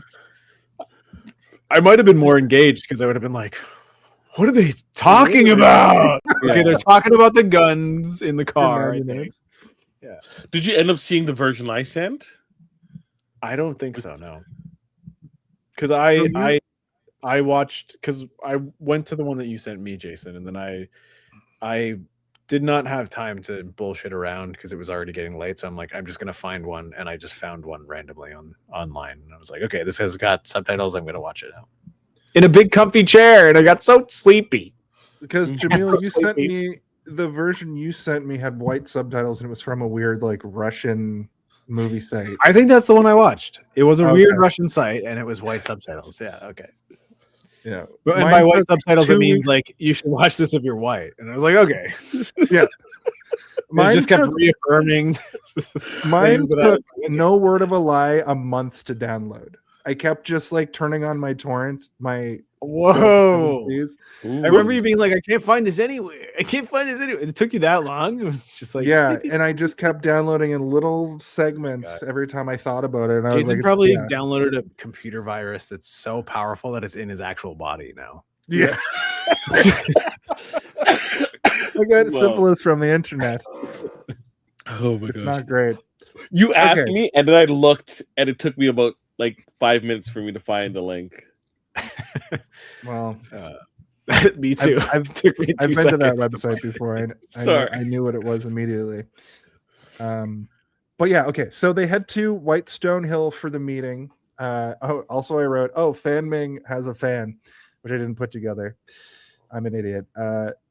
So Zhao, as soon as they get there, Zhao runs away because it's an ambush. And they do this crazy rope up technique that I've never seen before. Great. Where 4 guys came and threw ropes and like got them all tangled up. They weren't just 4 guys. That was the T-shirt gang. And they also specialize in skipping rope fights. I don't know if you noticed, but that's what they were doing. Which was that perfect. Sequence was fantastic. What do you call it? They double dutched the fuck. They double dutched them. Yeah. Yeah. Okay. I love the fact that a lot of times in a lot of these martial arts films, you see it's often this one dude that just they're unable to beat, as opposed to a group. We've all seen the putty-like actions where maybe 1 or 2 of them come at a time, and the hero's able to easily dispatch them, take on the whole army because they only rush 1 or 2. This one is a great like setup where they know that he's obviously much more skilled than they are, and they create this scenario that just limits his mobility, and he's still able to like overcome to a certain point, but slowly but surely they're able to wear him down, and we're able to see this occur over the course of like this fight sequence. as like 4 opposed minutes. to Yeah. as opposed to just a lot of martial arts that they in the day is can't beat a dude, tries repeatedly, the person is able to easily dispatch him, and he's frustrated until he eventually loses.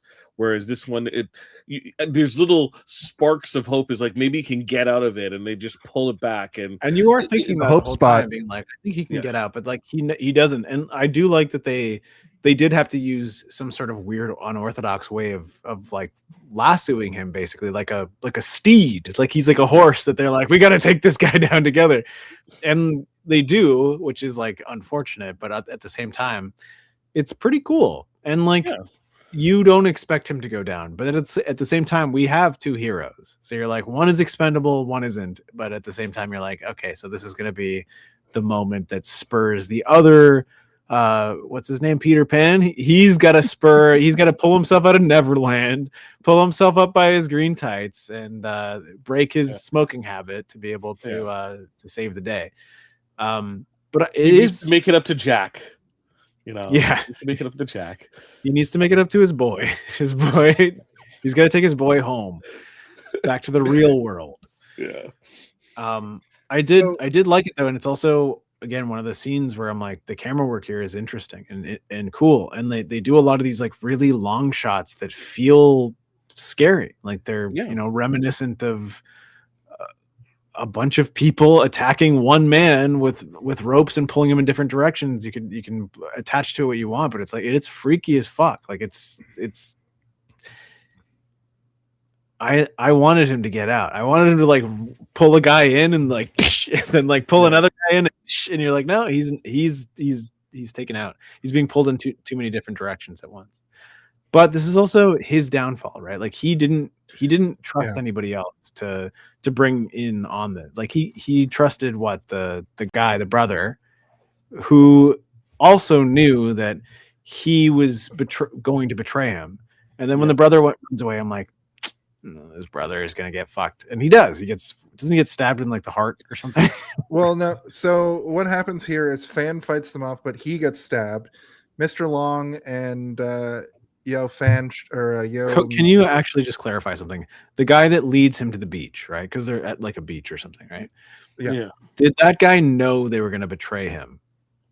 Because he runs away, right? But then he also gets killed. There's in that previous scene, the assassin guy shows up and he's like, I'm gonna kill your sister, who's the fiance, if you don't bring Fan to this ambush. And then Fan is like, you gotta come with me. You gotta come show me where it is. And the second they get there, that's why he runs away, because he's like, I don't want any part of this. I'm a wuss. And so then he didn't know that. He knew that there was going to be an ambush. Okay, but then he gets killed, so they betrayed him as well. Because like there was a moment where I'm like, right.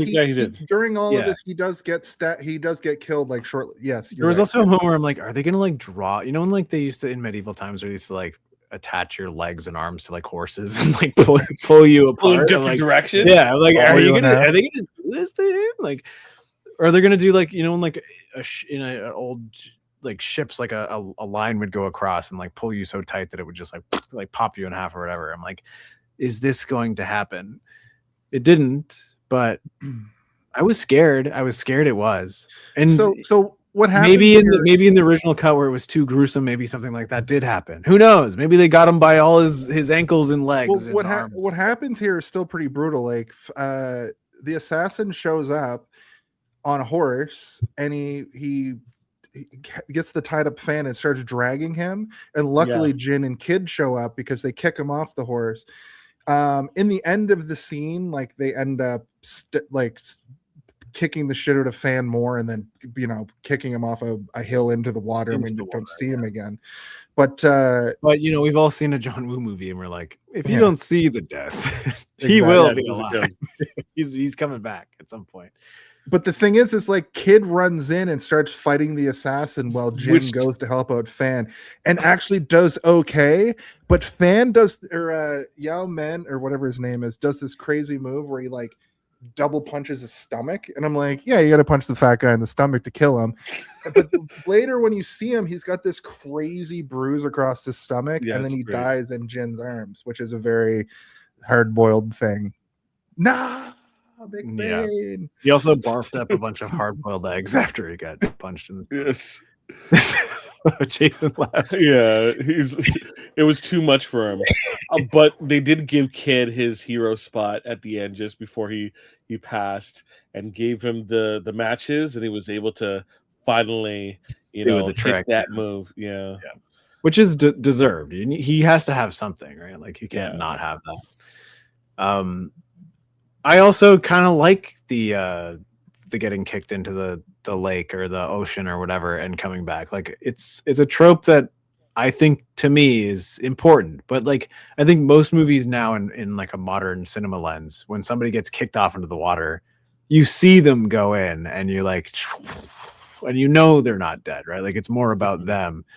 If anybody gets thrown in the water in anything where they're usually not a main character, or they've been clearly killed, like shot in the back of the head or something, and then they're thrown in the water. It's like, we're getting rid of the body. Was there a moment for you that you were like, he's dead? Because there wasn't for me. I was like, he's coming back. We didn't see him die. He's coming back. He just got beat up. He was always never gonna be dead, Yeah. honestly. But they at the very least, they did a great job of making the suspension of him rolling closer and closer to the edge of the hill, and running to try and see if they can get to him. I thought that was great. They did a good job of really stretching that out while Kid is fighting, hoping that hey, he catches him and then is able to run back, and they can both fight off the assassin together. But he dies, and he dies. He dies. Yep, those As he quotations, yeah. He just stumbles into the water, and you're like, oh. I don't know if you know this, but Death, the actual entity Death, is a fan of our show, and anytime people don't do that, he's like, no. Yeah, okay, yeah. If you put the quotations, like, yeah. I wasn't there, and I was never meant to be there. Oh, wow. Very I think bright. we put a nail in the coffin of that scene, Jason. We can move on whenever Yes. you're ready. My whole shit exploded. Can you hear me? Yes. Yes. I'm getting this thing now where it says use Google Chrome and ensure it has hardware acceleration enabled. I can't do a virtual background. Can't believe you have that homophobic light on in your house. It's so homophobic. Look how it undulates. I was thinking about doing a rawhide type of lighting sequence. I don't understand why it's not working. Like, okay, I gotta get this fixed because I can't have this non-background. But basically, what happens next is Kid dies. Fan rolls down a hill and falls into the ocean. Jin finds the fan and then finds the mortally wounded Kid. Jin loses 2 comrades in one day. Kid finally does the match trick. Can I have a cigarette? And We then did dies. that. We talked about that. Yeah. yeah. Okay. The score here is awesome for all of this, but now it's revengeance time. Jin goes back to tell Fan's fiance about Fan, gives her his fan covered in blood. She opens the fan covered in blood. I think maybe that might be my favorite moment in the whole movie. The fan opening with blood all over it. That's because he was always had the fan with him, right? Like slapping things and fanning himself, and like there's something cool about, because those types of fans often they have like a design in them, and when it starts to open, you see the blood, and you're like, what's the design going to be? And you're like, oh no, it's the blood from when he died, which is cool. That's very cool. Mm-hmm. Just one sec. Jesus, what do you feel about the fan, Jamil? It's always great to give your hero something that really attaches you to the hero.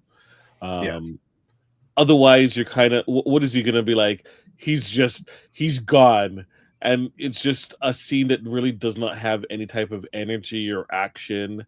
And the main 3 characters of this movie, there's our boy from the beginning has the cigarette holder that he smokes out of constantly.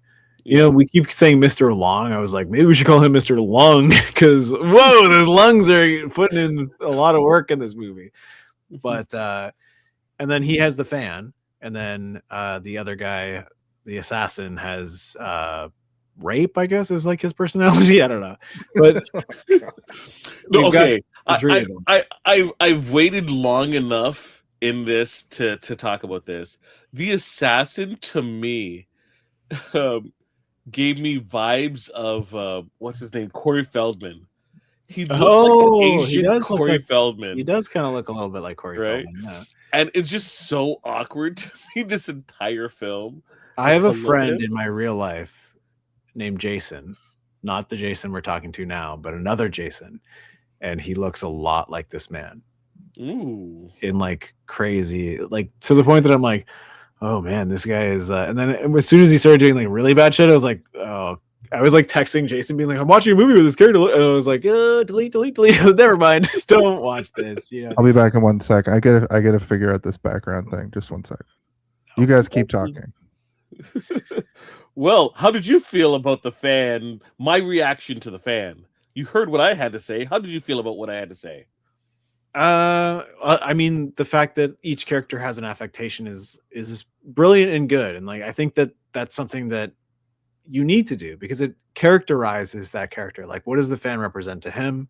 What does it represent to us? To us, it's almost like he is, you know, you would use a fan to cool yourself, right? But he's also using it as a way to like get people out of his way. It's also the thing that broadcasts his death to everybody else in the movie, which is like, that's cool and interesting, where it's like, it's usually blank. It's not full of information, but the information that we get from it later is that like his blood is spattered across it and we know he's dead. It's an information device. So just imagine it's an information device and also a tool for the actor as well. So you give an actor and say, okay, you're this character, but a lot of times you see they're like, okay, this is your character, and they would hand something to the person. Like, let's say if you have a streetwise character, might have like a Zippo lighter that he's constantly playing with, right? Like in You'll Hard see Boiled, yeah. It's in Hard Boiled, right? Right. You want a quirk that doesn't necessarily take too much away from the character, but also provides character. Just to like, I always like to think about this.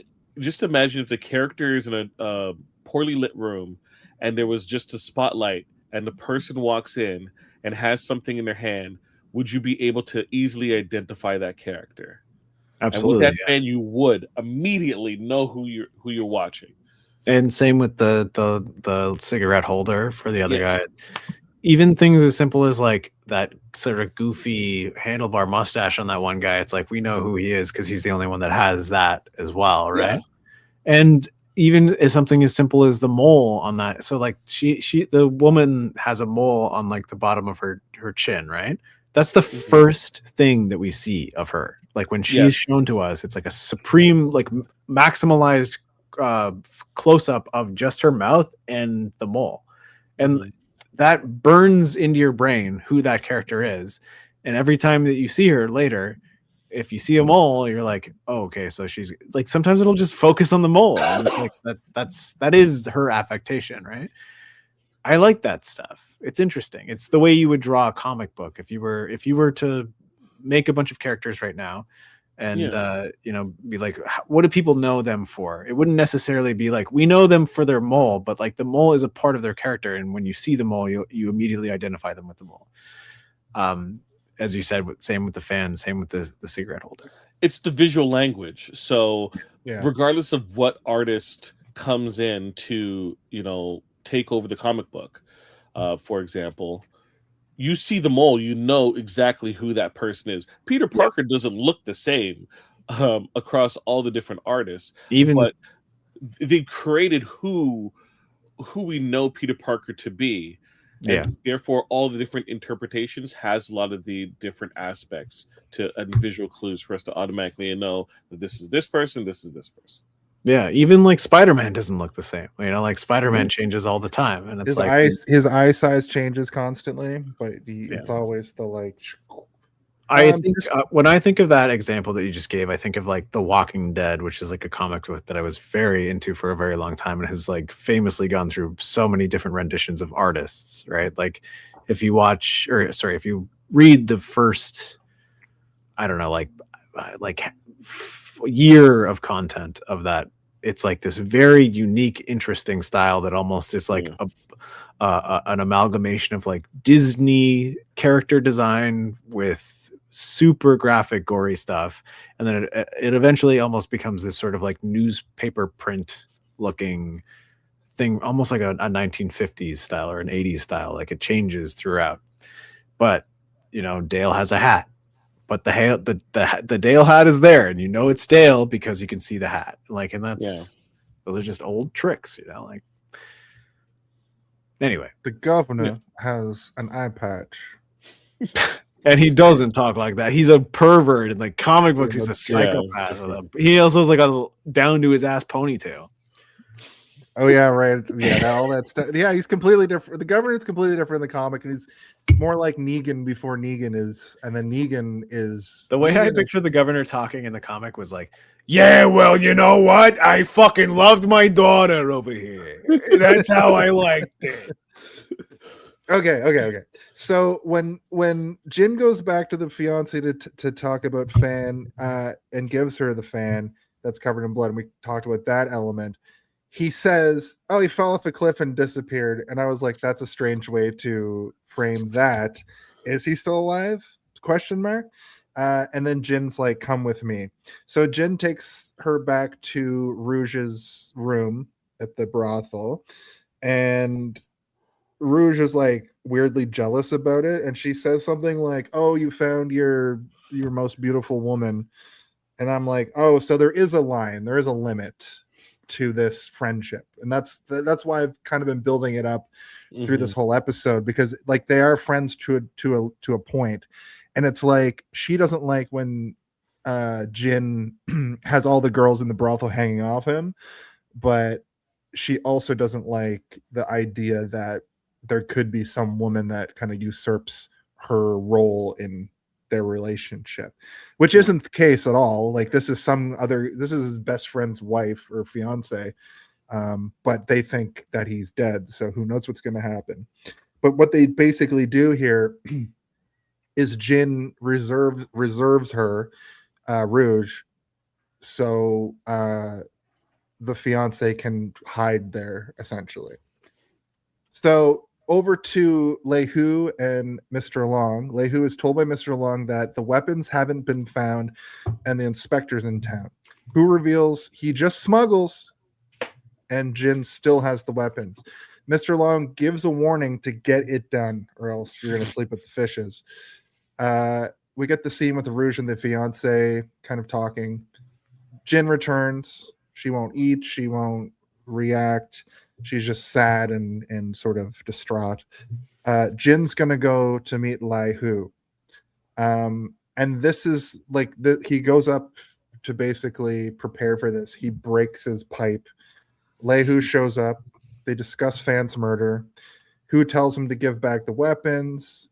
He won't give the weapons back if he will give the guns back if Mr. Long gives up the man who killed Kid and Fan.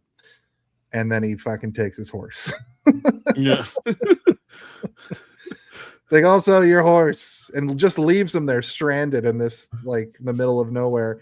And also all of these places seem like they're they keep going back to like the same, right next to the water beach area. Like, probably from a filmmaking standpoint it is the same place, but it's just, I guess all of this countryside looks like lowland hills, sort of, not desert quite, but like moors. I would love to know what the filming schedule was for this movie. How many days it took to shoot? 9 days. In and out. Most of the movie was filmed in 3 days. And it was just kung fu scene after kung fu scene after kung fu scene. That's, I don't know. Over to the assassin, who is just beating up a woman for no reason. just to show that he's a bad guy, I guess. Also, just as an aside, what year was the breast implant invented? Just wanted to put that out there. Why you Mr. ask that? Because this woman looked like she had the very first Ooh. breast implants ever put into a woman. They were You've been enhanced, Maureen. yeah. Maureen, you've enhanced yourself. So yes. I don't want to like it's not a focus in like a weird like pervy way. It's just that it was weird to see breast implants in 1974. And I'm almost certain she had breast implants because of the anyway. Dip. Yeah. The first breast implant was installed in 1962. And then saline implants soon followed after in 1965. You guys remember the movie? That was with String. David So Schwimmer? that was Breastmen. Breastmen? Yeah, it was on Yeah. HBO late. Also, I Yeah. did not notice any breast implants in this movie. How did you clock that? What It was going the on there? way that the side was straight. It didn't I didn't know teardrop. you were such a an In the expert. 1970s, breast augmentation gained momentum with mass production and new types of implants, including inflatable ones. What? Inflatable? That's real. Yes. It's covered in breast, but there's like a valve. There's a valve Yes. that you And you inject extra saline. It's Yes, crazy. it's sad that I know this. And then in the 1980s, silicone implants faced controversy from the FDA. That's an 80s song that I just made up. They started injecting lead. Lead. Yeah, you know, Doc, I'm thinking about either inflatables or lead. I know they're kind of on the opposite ends of the spectrum here, but what do you Like I want it like a rock. like a rock? Like a rock. I wouldn't normally bring it up. It was just like they did not look like a natural breast. Anyway, it doesn't matter. On the rape of the scene that really frightened me, but I wasn't like Yeah, looking sorry. at the It's lines or whatever. it was too distracted by the breast implant to think about anything else. It was a weird way to also put nudity in the movie in a movie that did not need any nudity or there are plenty of Well, I opportunities. mean, we talked about this literal- earlier, where it's like it's just to make the villain bad. He's already bad, but like we want to know that he's like bad enough that he needs to get his head kicked off by the main hero. Of the True. movie. Anyway, They didn't Also want to known do as a montage crutch, of a crutch bad to hero. the bone playing. He's bad to the bone. Yeah, I mean, and the thing is like he's not even raping one of our main female characters, which is good. I would. Not that I want to see rape, but like Mhm. you know, we didn't see it happen to any of the characters that we already like, so we weren't like devastated by that. But at the same time, it's still like it's violent, it's horrifying, it's gross, and I don't think that we already knew that guy was bad. Yeah. it's wild that Mr. Long walks into the room, sees this, and says, "That's a little extreme." It is wild that he said that, but also you have to probably assume that like he doesn't give a shit about Yeah. anybody but himself. He probably was like, "Oh, I could have sold her, or I can't return the deposit, or something, some monetary, issue." But he also has absolutely no reflection on it after that moment. He makes a comment being like, "That's something a villain would do," and then he like walks over and he's like, "But we're not villains here. None of us are. So No, let's we're the talk good business." guys, right? Yeah. But who returns with the news that that in exchange for the guns in 2 days, he has to give up Mr. Long's brother, who was the assassin. That's when they like it's revealed that they're brothers. But I think it's like you guys said, like Yeah. they're just comrades. It's Mr. like Long, when I ever pop into the cunning. podcast each week, and I say, "What's going on, brother?" to you. True. Mr. Long, ever cunning, says once they have the guns, Jin won't be an issue, but 2 days is too long to wait for brother Yun Fei to wait. So they're gonna target Rouge next. The women are lined up at the brothel. Maybe they are where- brothers. I don't know. It would really explain a lot of like why he's letting him like rape people and stuff, and not be like, "Don't do that." Yeah. Yeah, like their age discrepancy seemed like maybe, But it was also, like- so many other people referred to each other as brother throughout this movie that I just Yeah. assumed it was like a thing. I think it's But, what I yeah. said. They won't betray each other. Like, there's no question in terms of their Yeah. loyalty. So, him Honor doing a among little rapey thieves. Yeah, a little rapey rape. He's like, "Oh man, really? you I shouldn't do get that. it." It's a little extreme, Christ, but let's yeah. move on to the next chapter of our adventure of being criminals together. Yeah. Let's get the guns back by murdering and pillaging. But so the women are all lined up at the brothel. Who goes there to try to find Rouge, but she's not there because she is, of course, being she's on retainer, I guess. Yeah. But she does appear from the back room. She knows Lei Hu from some point, because like this town seems small a little longer this movie goes on. She tells him that Mr. Long is waiting, or he tells her that Mr. Long is waiting for her service, but Jin already has her engaged. He gets physical with her and pushes around a bit, but she says to him to come back that night. The fiance wants to get dressed up and go with Rouge to this like meeting. And obviously this is a stupid idea, but the fiance cannot be controlled. She will not be controlled, which is, women having agency and power in this movie is we haven't really seen it yet, but it's interesting that the fiance does have this agency. She really wants I don't know. Mole woman is pretty. She's pretty cool. I think she's pretty cool. Yeah. Yeah. She knows how to make you come in your pants, and she can also kick the shit out of you. So. And steal money from you with you looking directly at her. Yeah. But she wants to take the fiance wants to take Mr. Long out herself. So the girls end up going to this house with Mr. Long and Liu He and the assassin. They're all partying. Everybody's fucking wasted.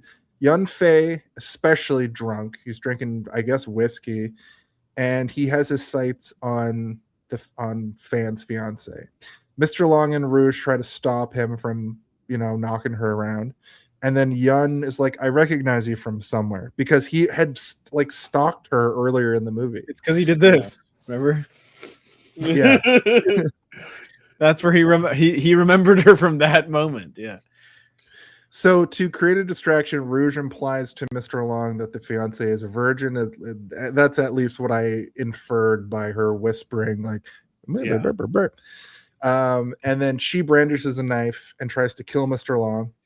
She Very lunges, obviously. misses, and then gets taken out by Yun Fei.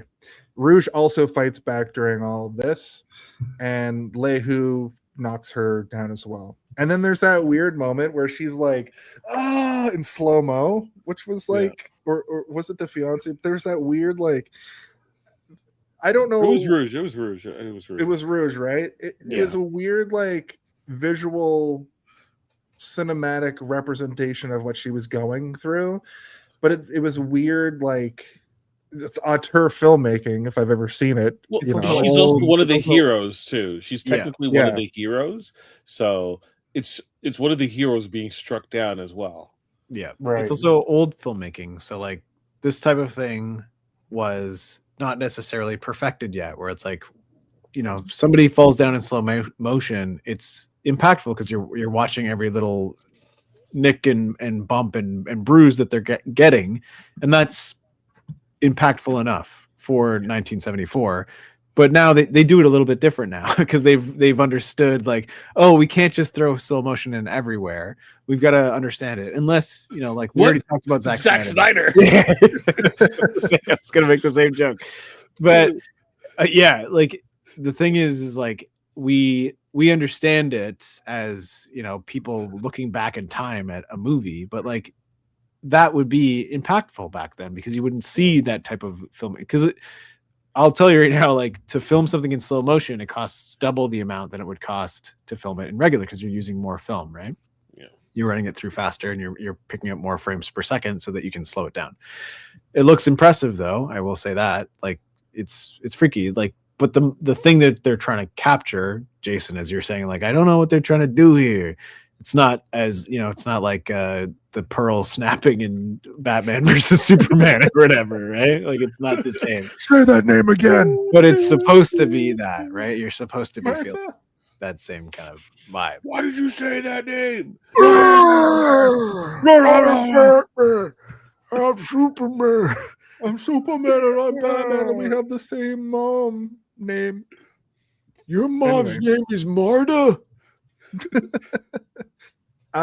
So after all that happens, one of my favorite parts of this whole movie happens.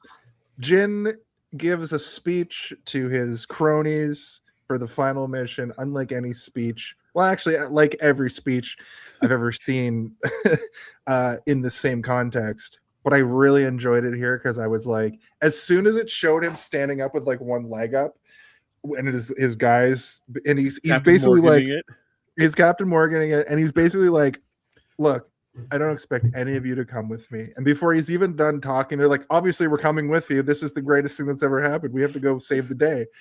That was an amazing sequence. I thought that was great.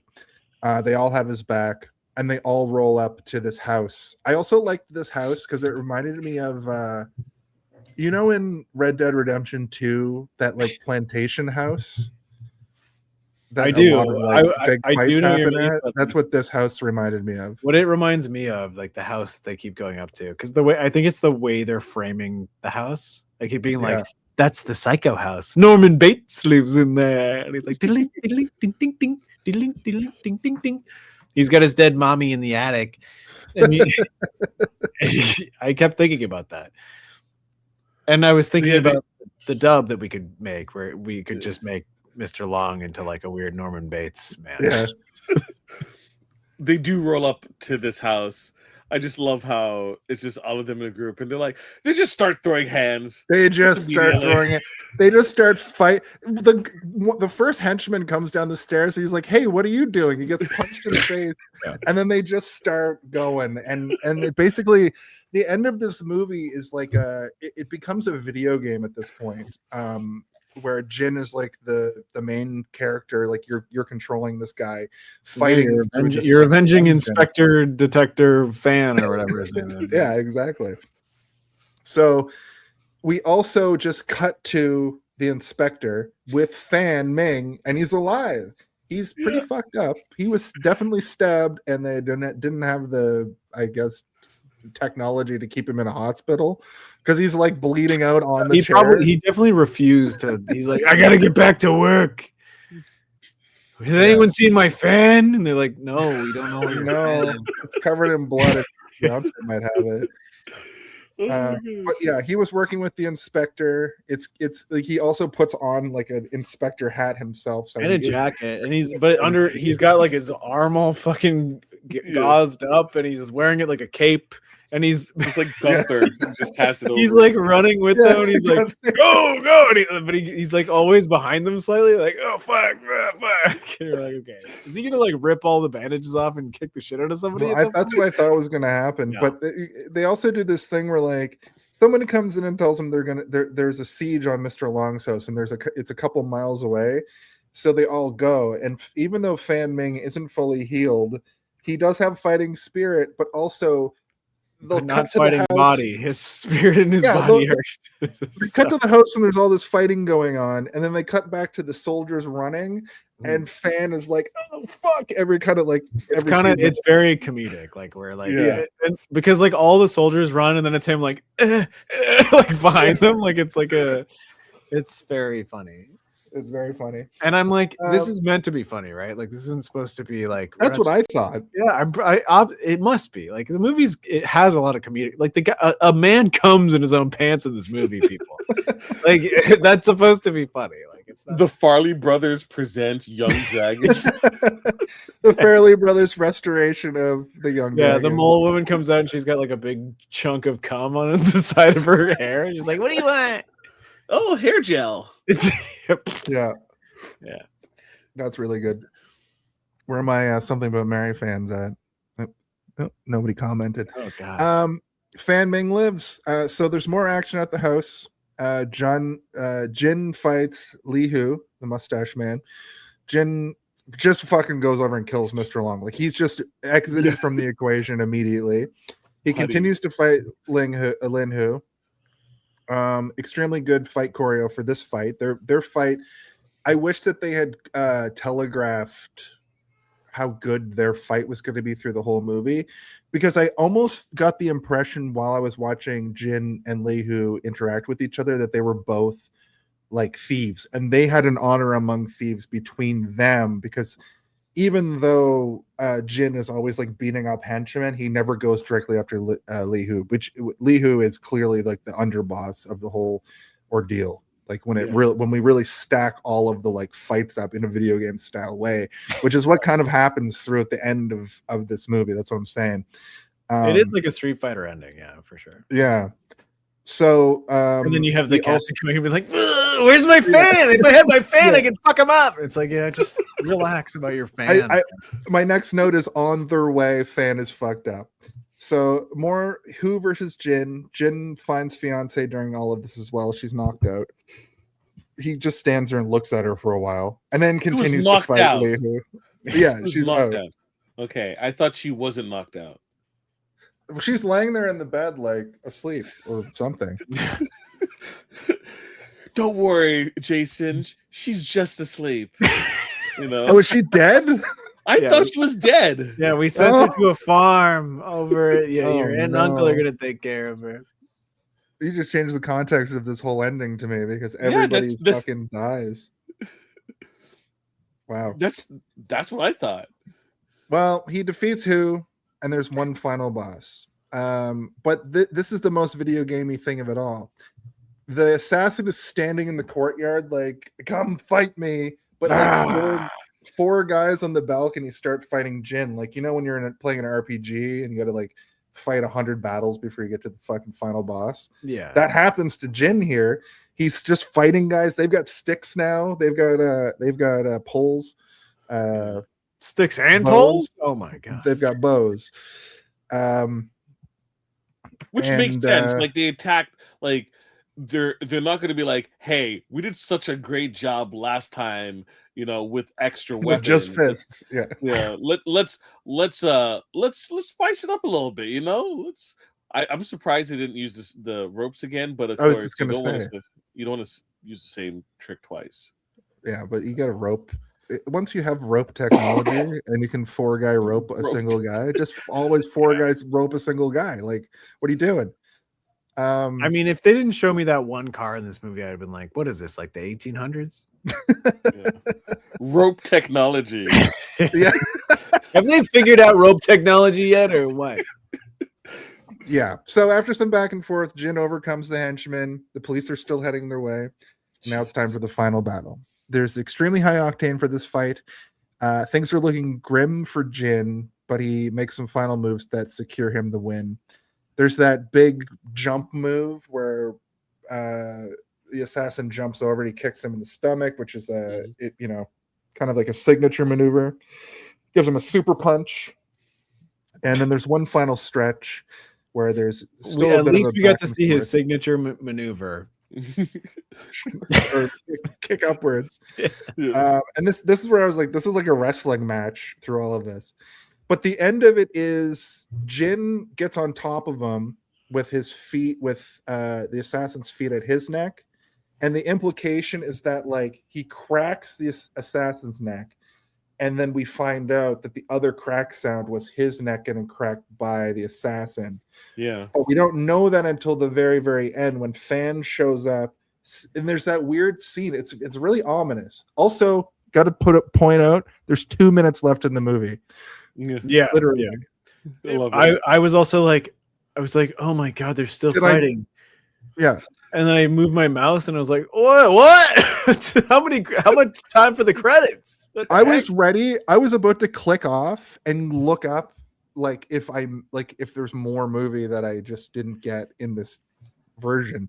But what happens is Fan comes down the hill, finds Jin still like in the position that he is dead, that he got killed in, and he kind of like falls over, and Finn realizes like what has happened here was the double neck crack, and then just the end pops up on the screen.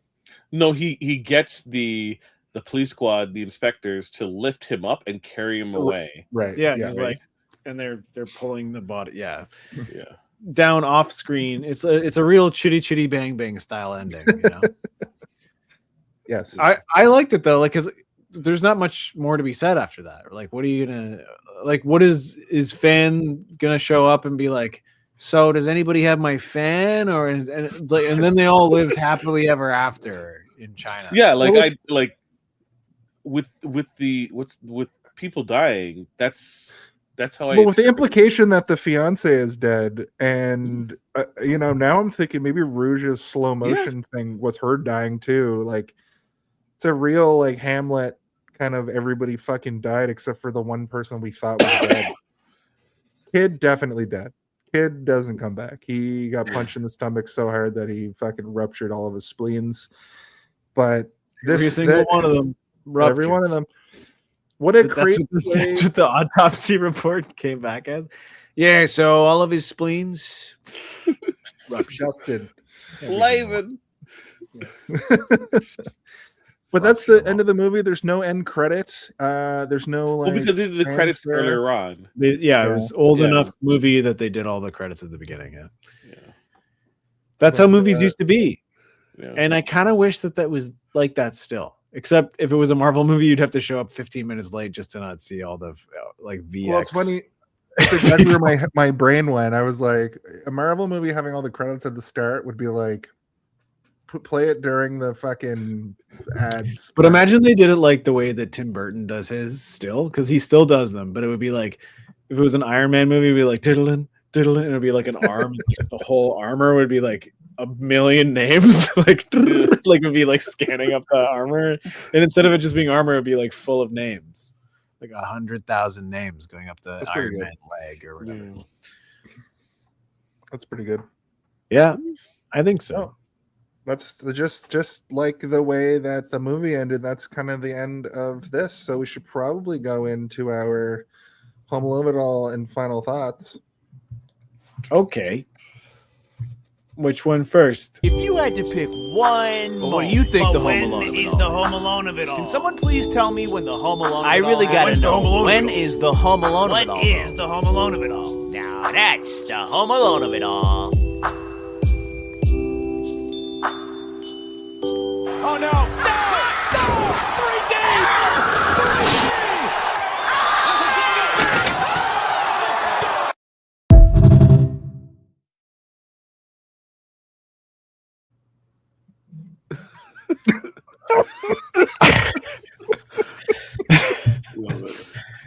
So we're going to continue to use that because that's I tried to pull a face. Did the face work? Yeah. Yes.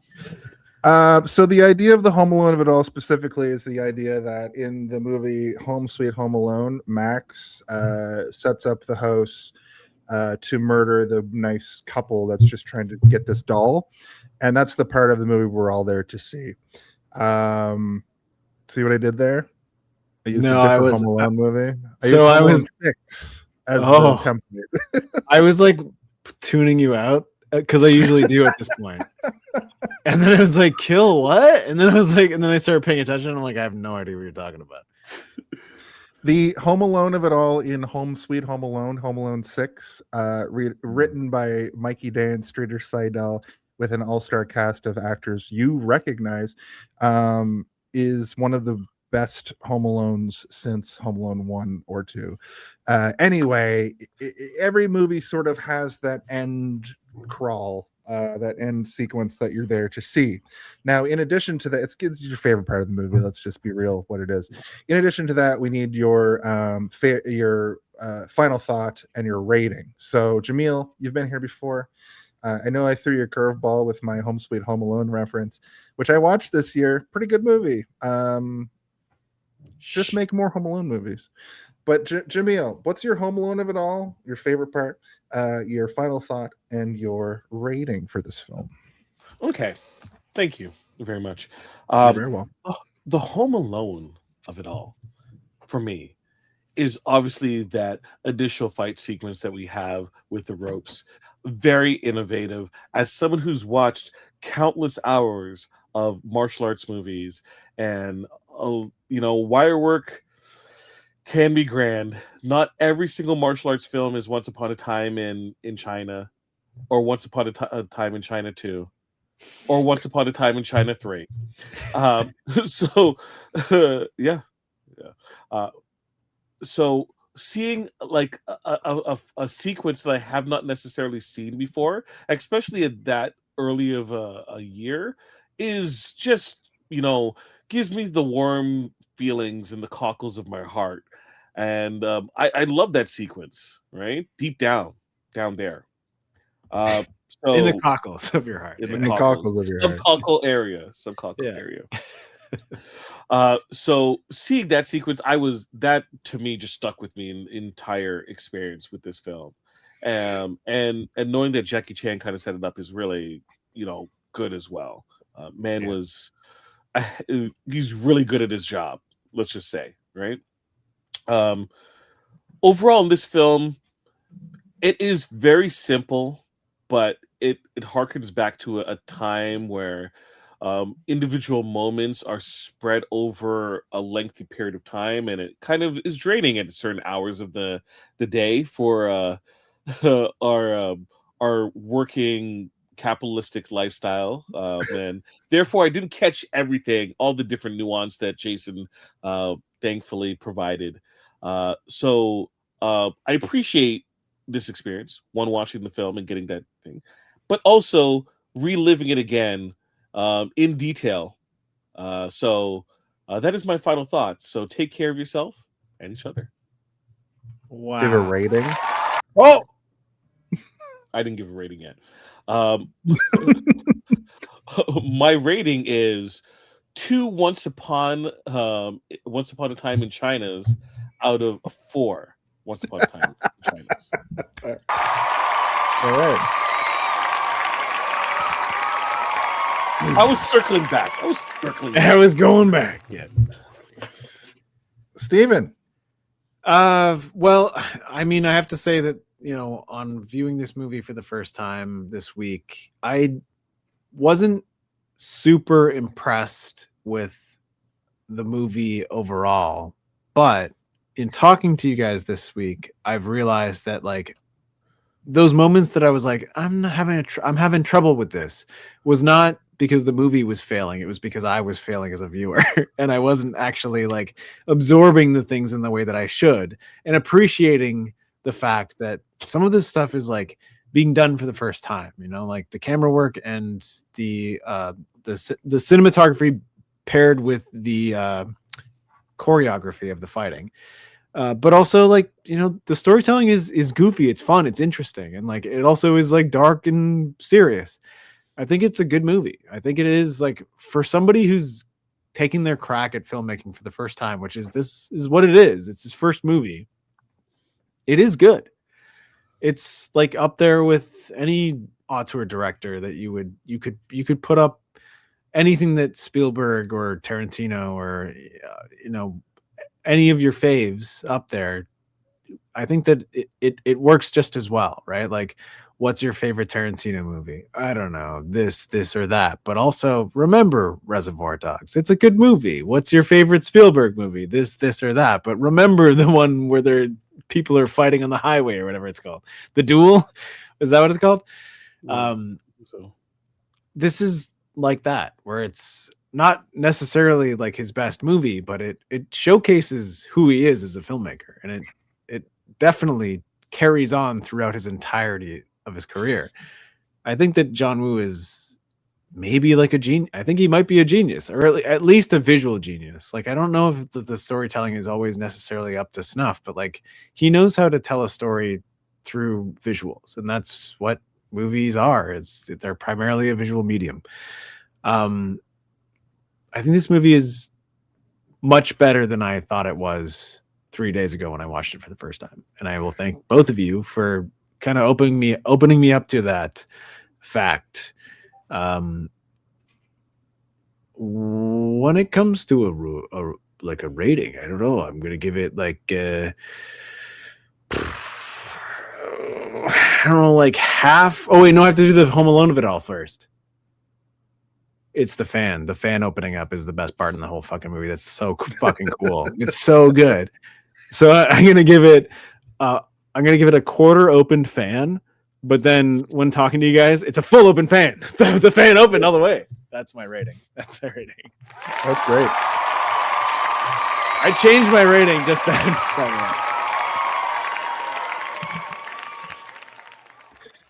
My Home Alone at all this week is just like the fight choreo, like that those were my favorite parts of the movie. The story, like you guys, like we really went over, was a pretty basic story, but I'm glad that I was able to do my best work focusing in on a movie and getting it right. Hold on, Jason, before you stop. Thank you. This was a movie that I found very difficult to follow, and I'm glad that you did all the work you did, because I wouldn't have been able to follow it as well if you weren't here to cave. This dark like cave. I said, I was legitimately afraid starting the movie, because I was like, not only do I have to read subtitles, but I have to like follow what's happening in a 51-year-old movie. But that's fine. Like it's whatever. The movie's good. I had a really good time watching it. The fight choreography was my Home Alone of it all this week. And just as a final thought, it takes an auteur director on the level of a John Woo to really make something so basic be elevated to the point that we get a great conversation out of it, and we also are entertained by it. Because a lesser filmmaker would be given a plot and a script like this and really just not know what to do with it because of its basicness. And I really just had a good time watching it because of all the little weird stuff that he puts in. It's like, you know, when you watch a good sitcom versus a bad sitcom. A good sitcom written by somebody like, I know you're not really a sitcoms guy specifically, Steven. Everybody loves Raymond versus Seinfeld. I guess. Well, that's a good example. I like both of those. I like both of those. I like. Okay, bad example for Everybody Loves Raymond because it's one of those like favorites. But what I mean is, look at somebody like Dan Harmon who writes something like a Community, and in the background there's so much stuff happening, and there's so many callback jokes, and there's all this stuff that's there to keep you engaged.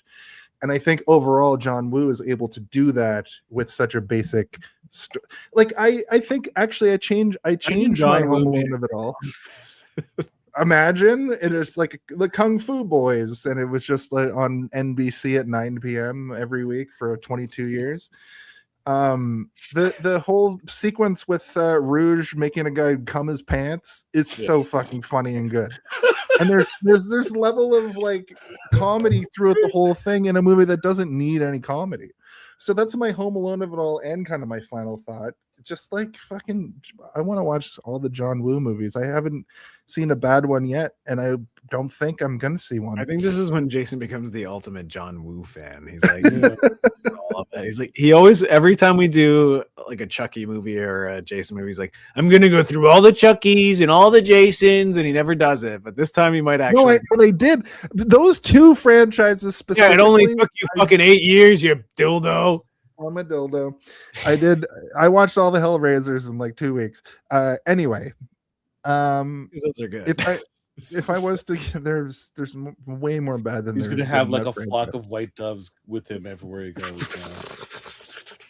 I just have a bird cage with me now at all times, and a phone book that has squibs inside of it. But if I was to give this movie a rating, I would give it the 4 ropes it took to take down Fan. Ooh. Oh, all 4? Yeah. Also, I give it a 4 out of 5. Boom. Oh my god, 4 and 4. He's never done it, folks. 4 and 4. 4 and 4. Hey, look who it is. Timmy boy. You're right.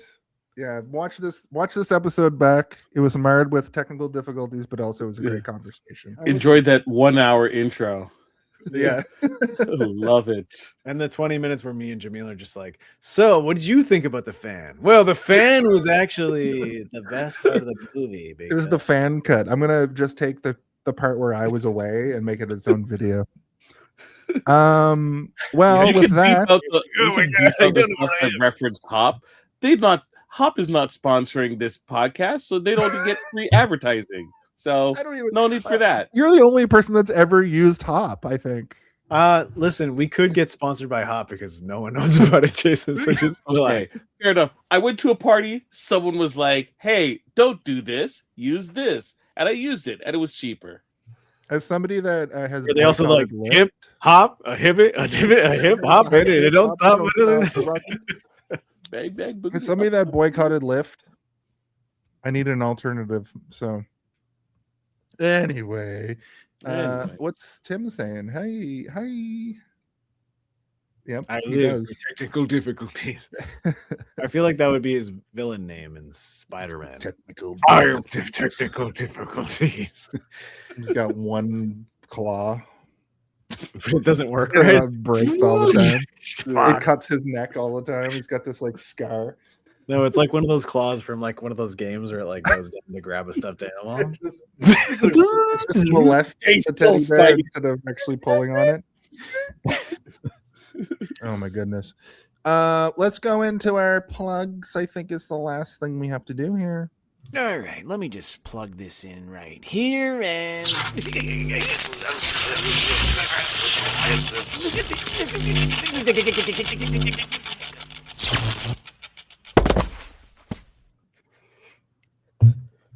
Oh, I like the But- other one. It wasn't as good as this. Not at all. This was my first go. I had a What is different. that? That's just like a bunch don't of plugs. Well, what we're gonna do right now is a bunch of plugs. So, Jamil, why don't true, you tell but- us what you have? Well, folks, if you didn't know, I'm part of the United Federation of Podcasts. All right, I know, which this happens to be on as well. I get referenced as being the creator of Live Long and Podcasts, even though I'm barely on it. Right? Funny enough.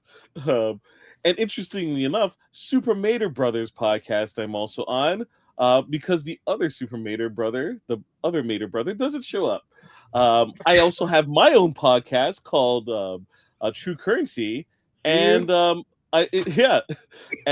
we have one episode that we have available on Spotify, and we're coming close to the 1 year anniversary of that one episode.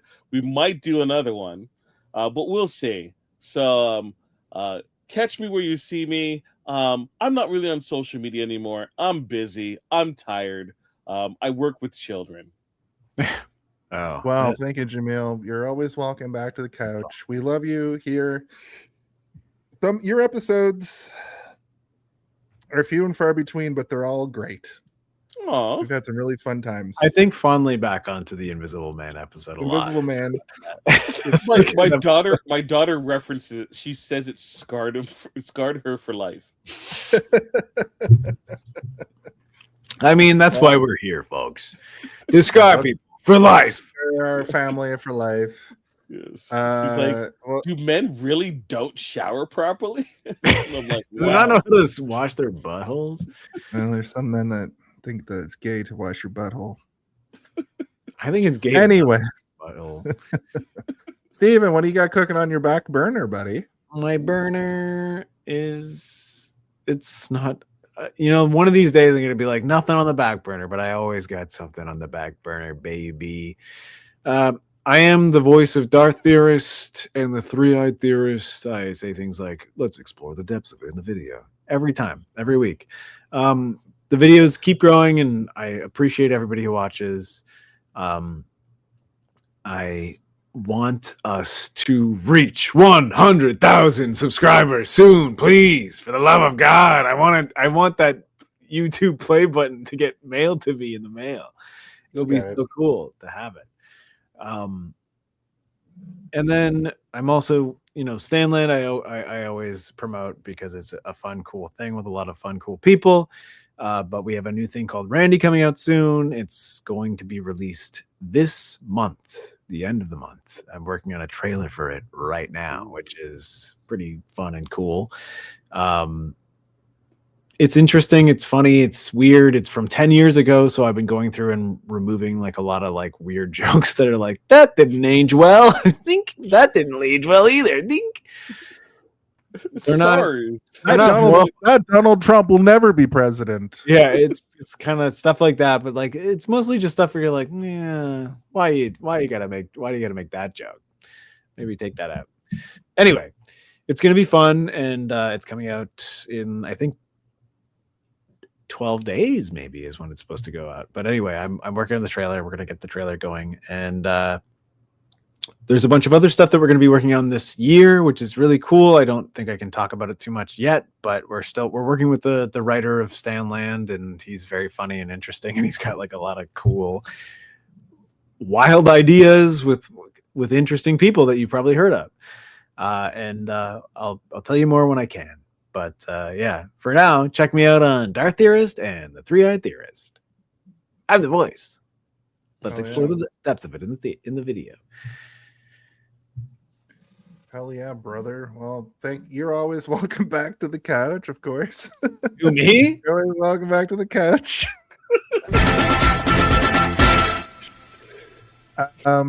Thank you. I accept. I have a few things that I need to talk about this week. First and foremost, Super Kicked. I'm back, baby. I've got all my my Super Kick dates worked out for the year. January, I believe 23rd is that a Friday? Yeah, January 23rd is the next event. I believe it's called Envy.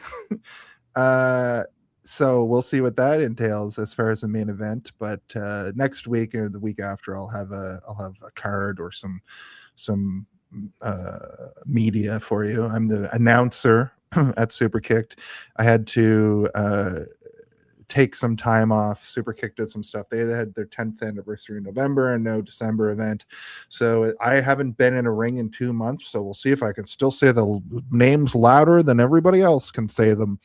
I'm going to be able to do it. It's my calling in life. He's the loudest guy I ever met. My whole life, I never met somebody louder than this fucking guy. It's true. Here in Toronto at the Great Hall, January 23rd, Super Kicked. Also, I'd like to tell you guys about some pictures that we have. You can get on shirts. If you're watching this in the future, you may notice at the bottom, our TeePublic is now directly connected. We reached a milestone that allows us to have that available. So click on the socks and the mugs and the shirts and get all of the following pictures in images, illustrations, illustrated by our very own Bubba Blackfly, Stephen Waters himself. That's me. We have Corporal Tunnel Syndrome from our James Bond month. I didn't even realize we did 2 Book of Bond last year. I thought that We were supposed to get more villains. Nobody gave us more ideas for villains. Well, this year we'll have to do more of it. We have the Howie Mandel effect, which you can get on a shirt. You can get the now antiquated Grimoire Familiar Killers. Most of these guys are dead on our show. We have 2 more Jason movies, couple more Halloweens, but Freddy and Chucky. You never know, though. You never know. It's true. They could come back. And also, we do owe the viewers a month of remakes because there are 4 distinct remakes for all of these 4 weirdos. We also have the Eldritch Millennial, which you can get on a shirt. Steve did a self-insert. He also, if you buy this shirt, you get his signature. So yeah, that squiggle there, that's my it looks like a dollar sign. Yeah. You also have, because he's money. yeah, he is money. Money gets money. We got Killade and we got Twinkerbell.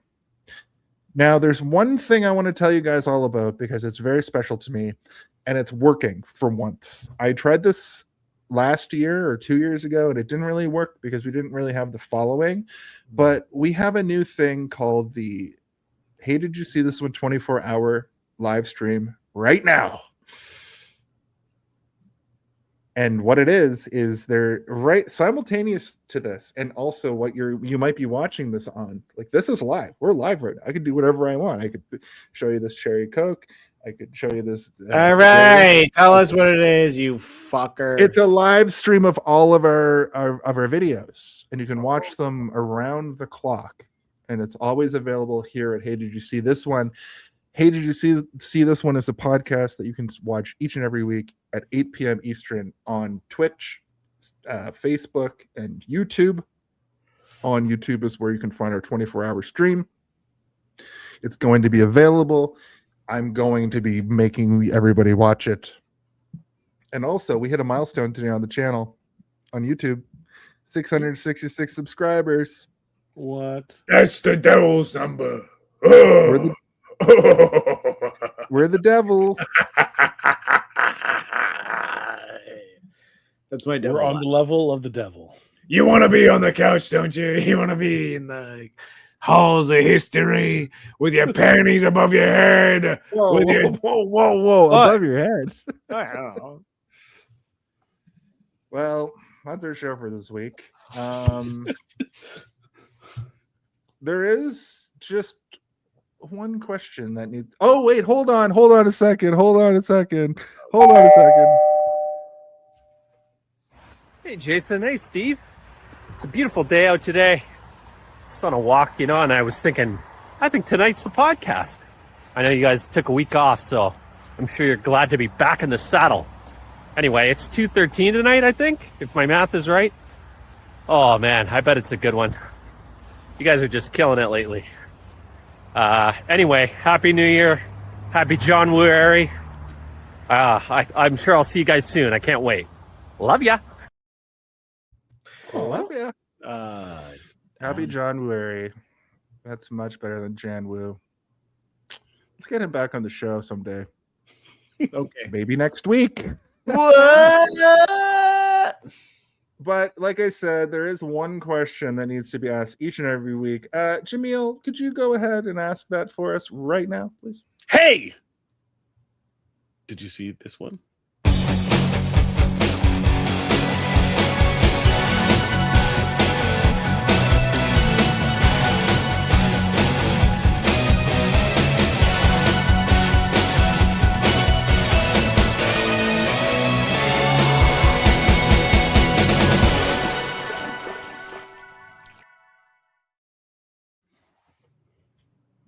So how did that go for you guys? Did you feel like it was fun?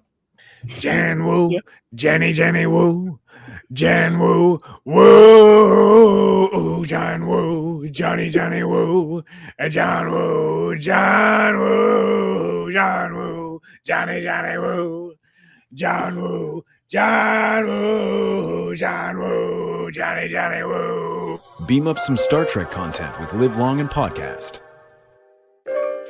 A roundtable movie discussion with Hey, Did You See This One? And take a peek into the darkness with Heard Noise, Must Investigate with Michael Chan. Watch us duke it out on trivial debates. And let's chat about TV with the Super Mater Brothers. It's all here on the United Federation of Podcasts.